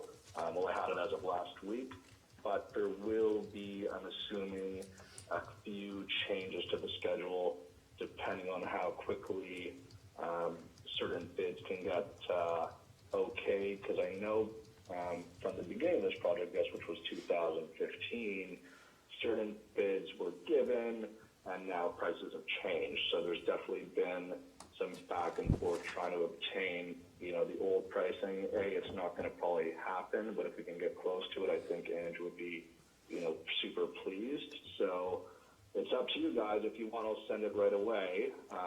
But if I can have until next week, until I have a nice sit down face-to-face with Rick to go over that, it would definitely be more helpful and more accurate for you guys moving forward. Yes, I would like to see the rough draft in my inbox tomorrow. Yep. And then once Absolutely. once We'll you, shoot that over now. I'll shoot that over to Guy as well. okay, and then once you meet with Rick, then we can discuss any changes you have, and then we will set up a face-to-face between the building official, myself, Rick, and yourself. Oh, that'd be perfect. And I think, what me and Rick had also discussed moving forward, is that on a weekly basis, me and him are going to have a face-to-face, whether I go to his office or he meets me on site. And that way, there's no misinformation, and everything kind of keeps the schedule moving forward on a week-to-week basis. And we can also always update with you as well, just so we get this done in a timely manner. I know that the townspeople must have had it by this point, and I don't blame them. Okay, thank you. I appreciate you hanging on No the problem. call as long as you did. I'll shoot that over to you shortly, okay? Yeah, Daniel, if you want to stay on the line, we do have some public comment that you probably should hear. Absolutely. And Absolutely. Yeah, I will stay on the line, for sure. while you had to wait three hours close to make your comments, we've been waiting 5 years. I could wait another 2 at this point. I just poured myself a glass of wine. Tease. Okay, I'd like to go ahead and Sorry to open. rub that in, but I had to. Yes. I'd like to ask that public comment be read into the record, and then we will open it up if there's anybody still on the line. Jackie Reed, 5845 North Ocean Boulevard. It is unclear to me why the project at 6273 North Ocean Boulevard should be dragging on even longer. The blight of this unfinished structure is superseded only by the structure itself. It needs to be completed or bulldozed, whichever is more achievable. And I am hopeful that the landscaping will eventually obscure it from the roadway. Next public comment received was from John Shibbles and Greg Hills. Dear elected official, we both are very concerned about the subject property. Both of our backgrounds consist of over 40 years each in the building industry, and neither of us have seen anything like this, like the issue associated with this property. It is very difficult for us to come before you with this letter criticizing another man's dream, but he has damaged our dream. Therefore, we would like to be very blunt about a number of issues. 1, this site has been a stop-and-go construction site for 4 years. 2, we were told in February by Wayne Cameron that this project had to be completed by year end 2020 or be torn down. 3, the quality of workmanship and the total disregard for basic building requirements is totally unacceptable. For example, A, there are no site marks out for utilities. That's Building 101. The electrical line for 6201 North Ocean Boulevard was damaged because the owner/builder did not do the utility mark out. dug and ruptured the underground electrical line. B, the electrical line damage and safety issues pertaining to dangerous rebar ends were the subject of a special magistrate hearing on December 3rd, 2019 in Ocean Ridge. The court demanded that the electrical issue be repaired by December 12, 2019, or subject to a fine of $250 per day. The electrical conduit was repaired on August 31st, 2020. C, there's a damage to both the hills and shibboleths retaining walls due to undermining of foundation walls and changing the topography of the site. Section 67-32, subsection 4, grades shall not be dropped more than 2 inches per foot from building to property line. D, the site has no electrical power after 4 years of construction. All electrical is done by noisy generators that runs 8 hours a day. E, septic system is a major concern for both of us. The permit was obtained over 5 years ago, but there have been no soil tests or borings. Based on our combined years of building experience, the location of the septic system has significant rock, and we feel it would fail to provide enough capacity for 9 bathrooms. F, fire/safety issues pertaining to access to building in case of fire. There is a pyramid structure in front with no windows that limits access. This really needs to be addressed for the safety of the entire neighborhood. G, the rebar for the swimming pool was removed 4 months ago. Section 64-42B requires that swimming pools be 5 feet from the building. H, courtyard walls are massive and rise to 2 full stories. Section 64-44C, walls and fences shall not exceed 6 feet from the lowest grade. I, in changing the topography of the site and undermining both of our retaining walls, he has further violated section 64-44 subsection C. J, a condition of a CCCL permit with the state of Florida is that the soil used east of the CCCL have to be of a sand texture. The subject site has had loads and loads of backfilled dirt, not sand texture. But has the state of Florida inspected the soils? This construction has continued for over 4 years, and as neighbors, we are fed up. The building department and the town of Ocean Ridge has given him more than ample time to fix his problems. We ask that the town not grant him a permit to continue. Respectfully, Greg Hill, 6275 North Ocean Boulevard, and John Schibble, 6201 North Ocean Boulevard. And then Mary Lee and David Lundquist, 6277 North Ocean Boulevard. To the town of Ocean Ridge, residents are concerned over the length of construction times of homes in their neighborhood. Palm Beach and other towns have rules such as 2 years maximum with penalties and fines if homes are not completed. There is also a financial aspect to the town for homes will not be fully taxed until certificate occupancy is enforced. The property is only being taxed on land value until that time. Ocean Ridge has allowed violations because of no rules for many years. The building inspector should put a policy in place. Thank you.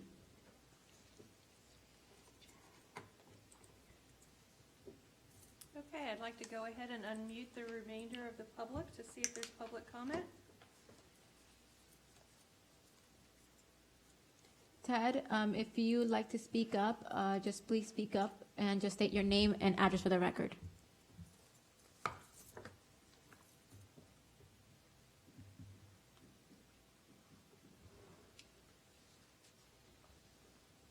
Mr. Ritoda, can you hear us?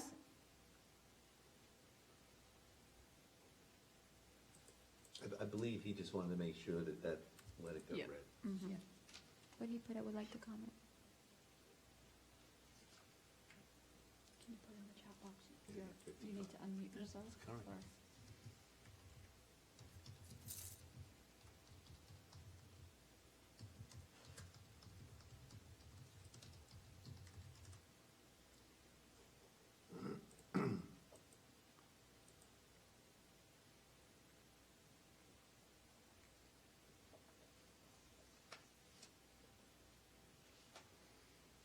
Is Phil still there?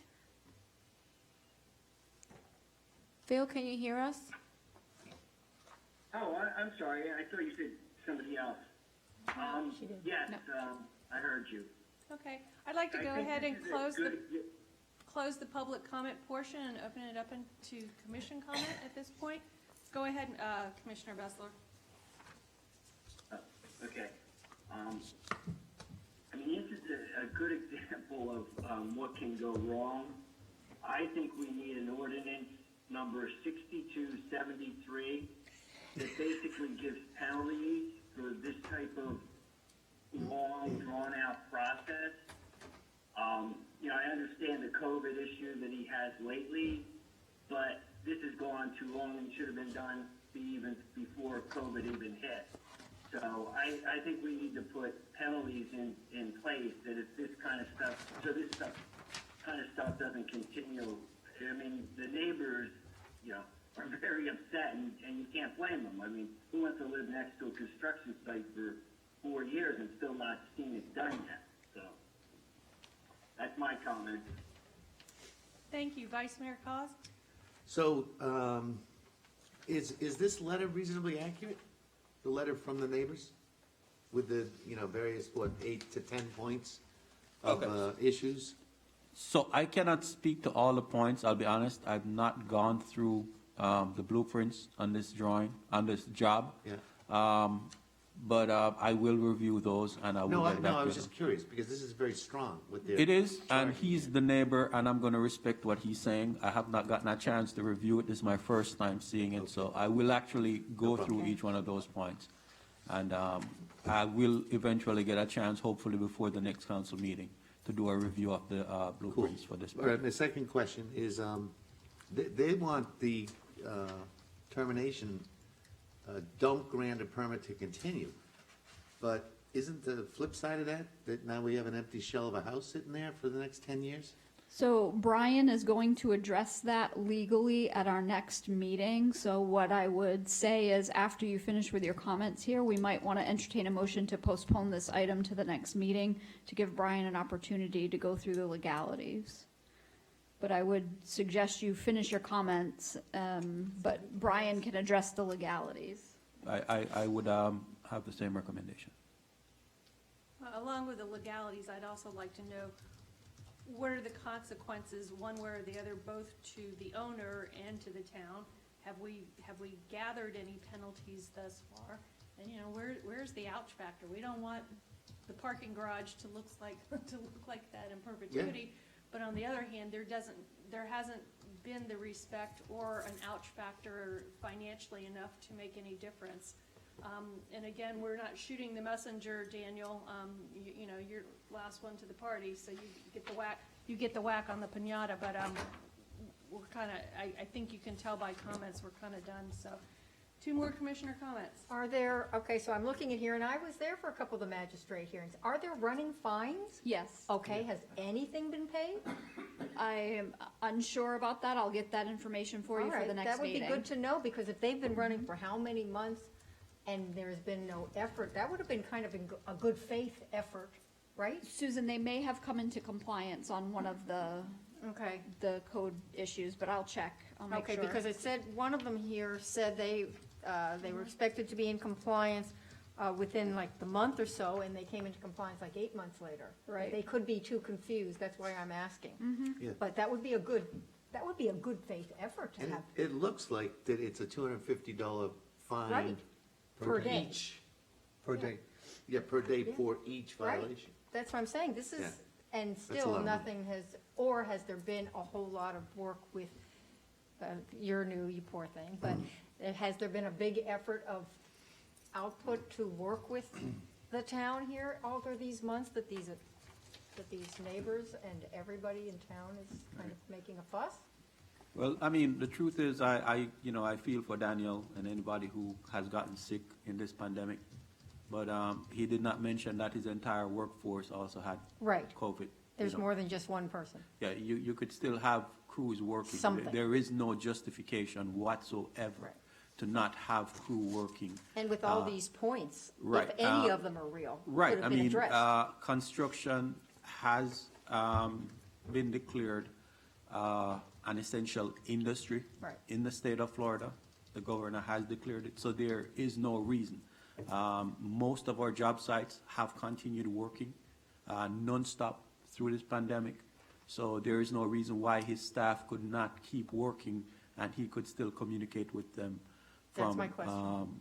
out of the country. You know, we live Right. in this wonderful time of technology where we can do many things. Right. And we have people here on the ground that I believe could still be working. I agree. Okay, Commissioner Vishwa?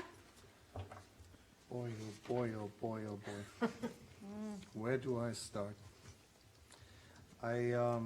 I've been talking to Wayne about this for, I guess, a year and a half, 2 years, ongoing, almost on a monthly basis, trying to figure out what's going on. Unlike the two residents that are living right next to this construction site, I've not been in the industry for 40 years. I've been in the industry for only 25 years. I'm scratching my head just as they are. It's beyond anything where you can say, well, you know, this is construction problems that have happened. This is mismanagement on the highest level of a construction site, and I'm not saying that the current representative who's here today by phone, that he's to blame for this. Obviously, he literally came in on the last few minutes, but you know, 5 years of construction. If we would have given this to anybody else, they would have finished this product in a third of the time. And just so for everybody that is still listening in or is listening to this afterwards, the permit was issued in May of 2015. The project started with an initial approval process in September of 2013. We're talking 7 years, almost to the date, 7 years when this whole thing started. We're talking 5 years since 5+ years since the permit was issued. It's unbelievable that this is here, and I'm shocked that this is still ongoing. I'm definitely not giving any extensions speaking for my personal level. There will be no extensions whatsoever. There will be nothing that the town should do whatsoever to accommodate them any further. This is by the book now, and hit them hard. If there is anything that was not done properly, you know, it just, I'm shocked. I am shocked at all how this can drag on and how the owner with a straight face can come and ask for an extension here. Okay, thank you. I think we're pretty much all on the same page. What I would like to do is to challenge staff to figure out how, through loopholes, this has drug on so long. There are certain building requirements by the state of Florida, but we can always be more stringent in our codification on what we want. And everybody serves as an example, is what my grandmother would say. So this is an example of how to be really bad. So let's figure out how to make a little bit of mink coat out of this pig's ear, and figure out, make sure we don't repeat and allow that. I believe that Mrs. Lundquist's suggestion of having a time limit on construction and having it attached with very clear criteria, whether that be financial penalties or other types of reviews, is a very important aspect of what we need to do. It's not going to change this necessarily, but it'll definitely get us further along. And I think the more regentrification and particularly people coming in who really don't, in my opinion, don't have any intent of actually ever living here, I think this is gonna arise more and more, particularly as developers come in and try to purchase properties. They don't have the vested interest, and they don't have to look at it every day for 5 years or live next to it. So I really feel strongly that we need to start to tighten that up quickly and aggressively. And I would like to see the timeline. I think the BS factor of, oh, well, I've got a draft, maybe I'll send you a draft. No, it was asked, it was not given. So the buck, I think, hopefully you're hearing is stopping here. And to Town Manager Stevens' request, I would like to go ahead and see if it is the pleasure of the commission to go ahead and postpone this to date certain till October 5th? Till October 5th, allowing our town attorney to come back with some further details. I'd like to know what penalties have been paid to date, what are the list of issues, whether the issues from the neighbors is confirmed, not confirmed, what additional ones, and what type of recourse we have. So, Is there consensus? is there a consensus? Absolutely, yes. We get it. Can we do a Yes. motion and a second and a vote for that, to postpone the item, please? Sure. I'll now entertain a motion for the extent, to postpone, final vote on the extension requested for 6273 North Ocean Boulevard to date certain October 5th. So moved. Seconded. Okay, that is a motion by Commissioner Holbert, a second by Commissioner Vishalak. All those in favor signify by saying aye. Aye. Aye. Aye. Aye. Passes unanimously. All right. Thank you, everybody. Agenda item number 10, continuation of live audio feed for all future public meetings. Town clerk, please advise us on this item. Mayor and Town Commissioners, at the July 6, 2020 regular Town Commission meeting, the Town Commission requested staff to review the possibility of continuing to provide a two-way communication with residents for those participating virtually. In order for staff to continue offering virtual meetings once the governor order expires, the following expenses will have to be approved. Audio conferencing upgrade, which would cost about $27,000. Residents are constantly complaining that they cannot hear the Town Commission. This would allow for the microphone's audios to go directly into the conference call. It would also allow for those speaking on the call to be projected on the ceiling speaker so that the audience may hear. The audio company advised us that this would be the minimum amount to allow for those improvements, only replacing and adding what is absolutely needed, but due to our old equipment that there might be some failures in other devices. Employee overtime, and that's estimated about almost $2,000 a year. The Town Commission would increase the overtime line item in the budget by the amount shown to pay employees to stay overtime for all the regular Town Commission meetings. Additional staff will be needed to assist the town clerk and also take in public comments, since the town hall phone would be available in case someone cannot access virtually. The estimated overtime was calculated for 1 year using the assistant clerk and the town treasurer's salaries, and only estimating that each regular Town Commission meeting lasts 2 hours. If the Town Commission chooses to continue virtual meetings for board and committee meetings, the Town Commission would have to expend funds on hiring a temp that would come in on those days to help. As board and committee meetings are held while Town Hall is open, which means staff is needed to assist customers during those times. The previous quote the town had to hire a temp would be $19.95 per hour. The Planning and Zoning Commission meets once per month for around 2 hours. The cost would be about $480 annually. The Septic to Sewer Citizens Advisory Committee typically meets each month for around 2 hours as well, for an annual cost of $480 for attempt. The Board of Adjustment meets as necessary. The Town Commission should also consider the expenditure of the GoToMeeting software, which is about $192 a year, and also the hardware for meetings, which is about $3,000. The total estimated amount will be about $32,553.51. And just to keep in mind for the commissioners, even if we opt out of doing these upgrades to our system, that at some point we are going to need upgrades to our audio system because we have a very outdated system. Okay, I'd like to open the floor to public comment, please. like Ted wanted to say Yeah. something. Mr. Rototo, would you like to make public comment?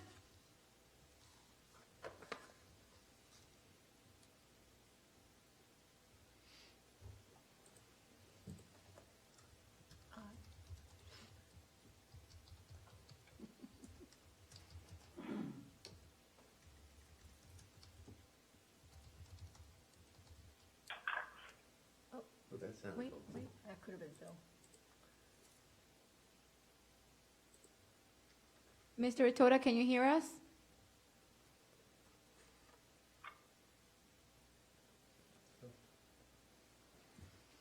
No, he couldn't talk.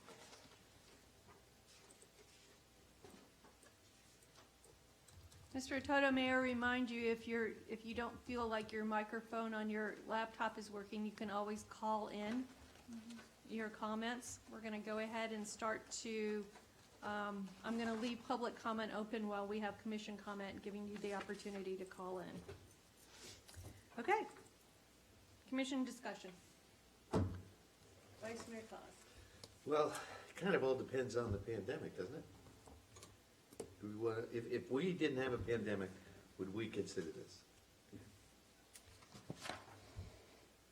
I don't think it would have come up, but haven't we heard from people that this has been something that they've appreciated, or are we just considering the fact of moving forward on that? They appreciate it, seemed like it was- they dislike the audio. Because it seemed like it was sensible. Well, they dislike the audio because it's old and not working well. Correct. Yeah.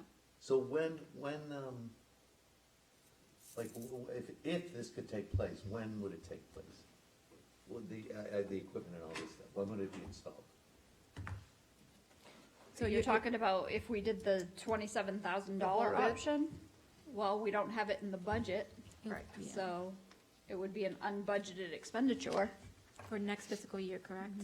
Right. Well, the total expenditure is 32.5. Right, It's not the 27.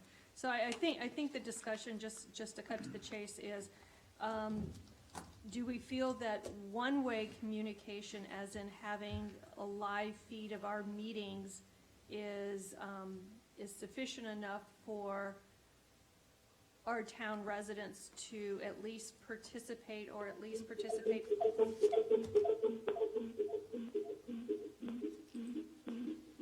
You're gonna have to mute them again.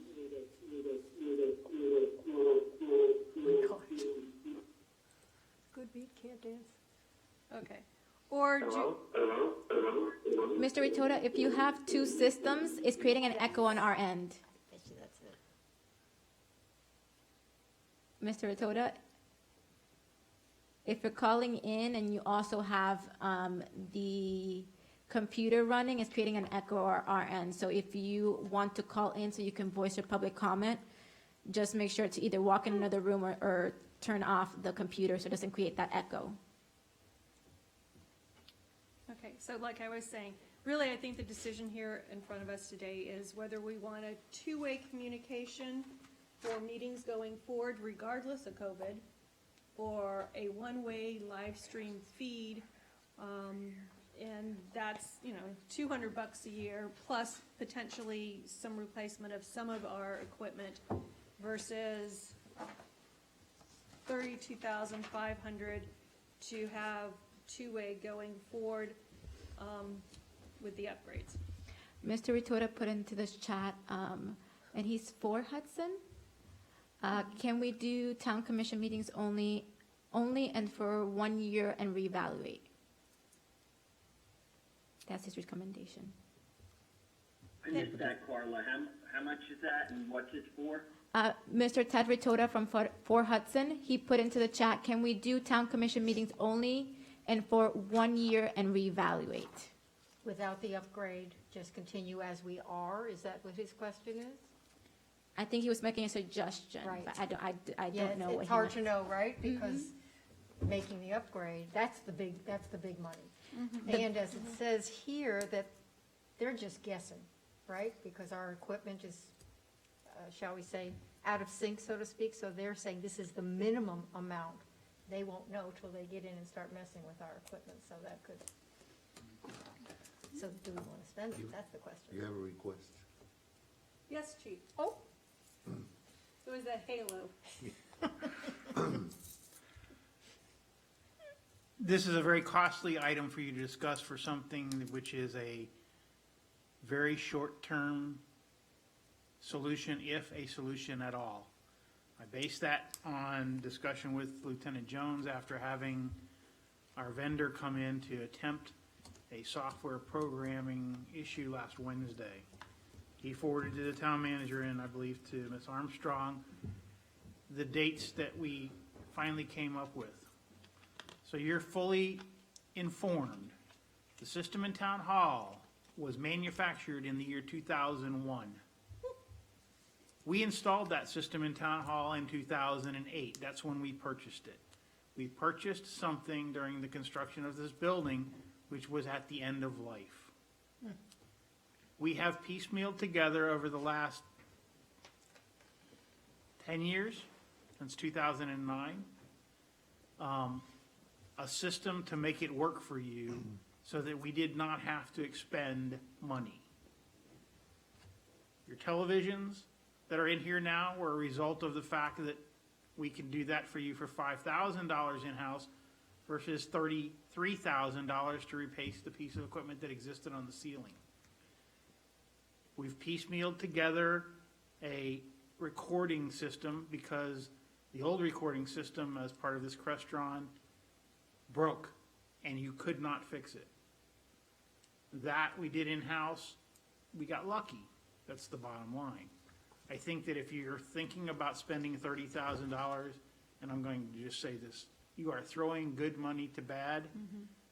This system controls, and you need to understand, so you're fully informed about this when you make this decision, the system that we currently have is a proprietary system. We cannot program it ourselves. It is completely outdated, and it controls all of the functions with the exception of the air conditioning in this room, to include lights, audio, visual, and everything else. So I don't want you to make a decision for $30,000 and then be angry with the town clerk and the town manager and me because you didn't have all of the information. You need to have that information. And that's as nice as I can be about this system. We continuously come in here and try and piecemeal something together, and you know, you got MacGyver working for you and another guy, not me, okay? And we get lucky, but I think our luck's about to run out. Yeah, as stated, this audio conferencing upgrade would only be the minimal needed. Right. Just to make sure, you know, having them be able to hear you directly when you speak to the microphone rather than having a phone in here. But it would not, it may create those bigger issues because then you'll be mixing in the new technology with the old technology, which may cause the old technology to fail. And then you have more of an expense that way. As we discussed in our staff meetings, I didn't want, my recommendation was going to be to not move forward with any of this at this time and to just continue with providing the live audio so people could continue to listen into the meetings. But after the governor's order expires, we're not going to be able to have two-way communication anymore.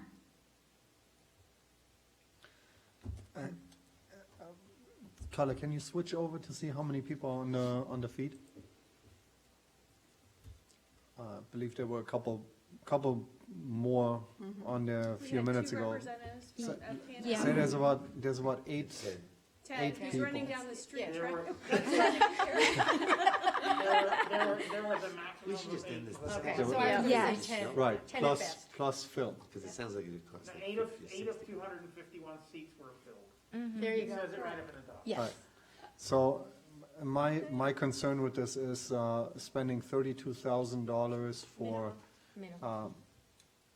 8 people that are participating, and I think today was probably one of the higher call-in rates than we usually have. There's just no justification. There's, you know, I mean, we would be spending, what, $4,000 or $5,000 per caller. And we know that Mary Kate, they're listening in mostly. when they're coming to the meetings, sometimes they have comments too, which we appreciate, but that's mostly listening in for the press. So I cannot find a justification to spend $32,000, and especially not on an old system. If we want to discuss next year or 2 years from now how to upgrade this entire system and make it a modern system, fantastic. But I believe that there's consensus on the dais. Just on the off chance, though, I'll entertain a motion of continuation of live audio feed for all future public meetings. meaning the go-to meeting. No. No, the 32,000. As it is, I what? missed the motion. The 32? No. No, I'm calling for a motion. Is there a motion? Oh, sorry. He said, oh, sorry. Oh. Hearing no motion, I believe that this agenda item dies on the floor. Can I make a motion to just continue the go-to meeting software part without adding any hardware into it? To provide audio. To Yeah. just provide the live audio as a go-to for... Yeah, it's $20 a month. Yeah. She's gonna do it. Yeah, for like a year. Okay. Do we need a motion and a second for that one? Sure. Okay. She's already doing it. Sure. This would I'll be second. my motion. I'll second. Okay. A motion to continue the $20 a month one-way audio feed of commission meetings. Didn't we do that last time? So we had a motion by Commissioner Vishalak and a second by Commissioner Hurlbert. All those in favor signify by saying aye. Aye. Aye. Aye. Phil? Could I ask a question though? When you're saying this goes one way so that nobody can speak, nobody can ask questions, is that the motion? Yes. Yes. Okay. It's our choice. All those in favor, please signify by saying aye. Aye. Aye. But we are go-to meeting already. Yes. All opposed signify by saying nay. Motion carries unanimously. Oh, that concludes the fun of our meeting. We're going to move right on into staff reports and committee reports. Commissioner Chair Marsh has already made his report, so moving on to town manager, please. I'm not going to make you sit here any longer by reading the report that's already in your packages that you've already read, but I do just want to note that Governor DeSantis approved the Phase 2 reopenings plan for Palm Beach County, and that began today. If you'd like to read the text of that, we have it up on the website. Thank you, and the only thing that I'd like to add, that was part of your report last month, and I'd like to see is a continuation in your reports, is anniversaries. So, Yes. would you like to? Oh, announce those? Do you want me to announce those, or it's in here? yeah. Okay, so in the month of August, the following employees had anniversaries with the town, and we thank them for their dedication to the town of Ocean Ridge. Dispatcher Courtney Hammond for 6 years with the town, and Police Officer Stetson Marsh with 1 year with the town. And how about today? Today's a very magical day for Lieutenant Jones, is it not? Yeah. Yes. Chief?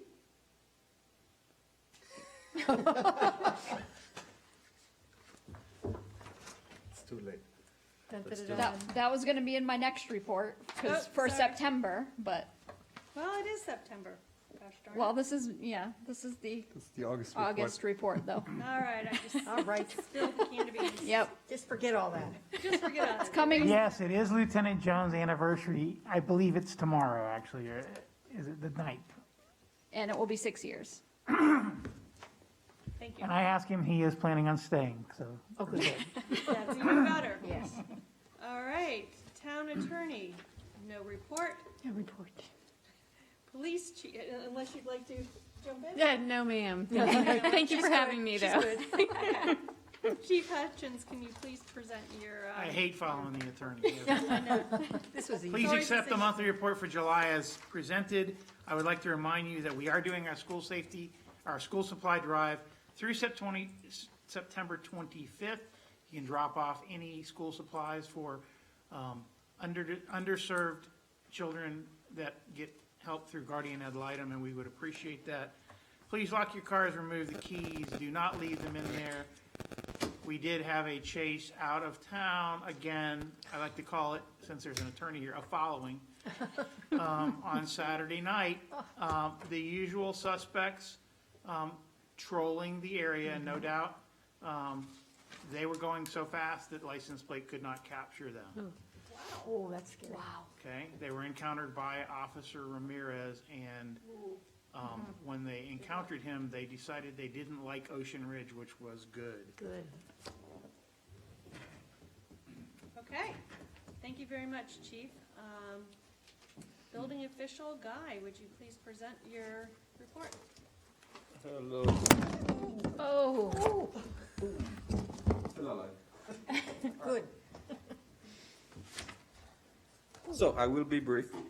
Please accept my report as read. The one thing that's not here, it's actually written in white. We've had many discussions with many owners that had some issues, and it did not make it to the paper, which is great. That is my objective. I do not want to write a report. I don't want to take someone to magistrate. I would love to have a discussion, say, hey, you violated the code. Can you get this fixed right away? Homeowner, client, contractor says, yes, please give me a day.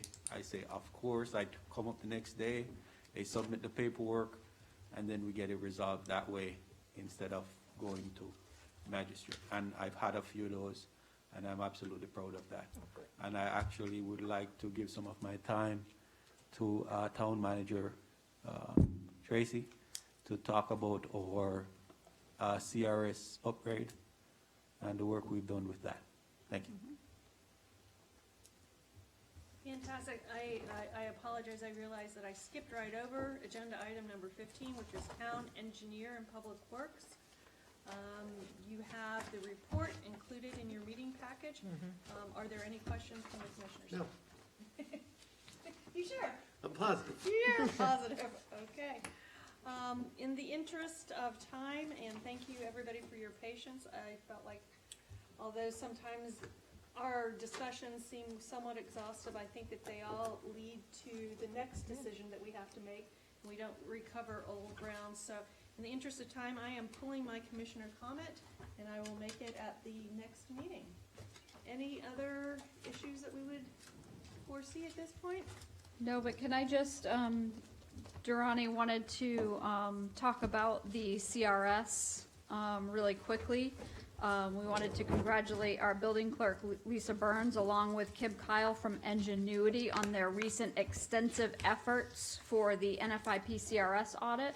The ISO auditor is recommending that Ocean Ridge increase from a Class 7 to a Class 6, which means our residents' flood insurance discount in the special flood hazard area will increase from 15% to 20%, and will increase from 5% to 10% in the non-special flood hazard area once approved by FEMA. The new rate should become effective May 1st, and we want to say kudos to Lisa and Kim. Absolutely. Thank you very much. Lisa. Meeting adjourned, 9:30. Crack. Oh, Lord. Oh, boy. Well, that was fun. The nerve pain down the leg. Good night, everyone. Good night, Phil. Now I hear you. Oh, now you. Yeah? He does, I don't know, it's not working. Yeah, so I have to check why, yeah. But you can, you're certainly welcome to tell Brian that he sent you to the longest meeting in history. Oh, I know. I'm sorry. Yeah, I don't know why the microphone wasn't working that At well. least you didn't have to go out lots of head rows. Yeah, and that's why it didn't Oh, work. I guarantee you. He's still driving back. This is called midnight meeting. No, so Just telling the Ojo Lake Worth. once the governor gets rid of Imagine we had those. there you go. Alright. So it's gonna be, So it's a non. yeah. That was so nice to see you. So nice to see you. Thank you. Okay. All right. And I'm sure that you got done before he gets done in Waxahachie. That's what we were just saying, right? So he got the raw end of the deal. Connor, do you need these back? I could have them back. Oh, look I mean, there's it's gonna nothing be in the there, same I thing think. next, right? Yeah, it'll be the same thing, so There's if you no- want yeah. to keep the. So Durante, I didn't realize that your mic on your side I'll is hold not it. working properly, so I think If anything changes, The only thing changing is the date, buddy. Plus you're streaming. I told you, I don't sit back there. Well, I was gonna say, good. I can it's bring in mine not a back. bad idea, and then maybe you can come forward during your report or something. I'm just gonna stay in my office, call me when you need me. Good night, good night. Thank you guys. Thank you, Tracy, Carla. All right. Yeah, or maybe you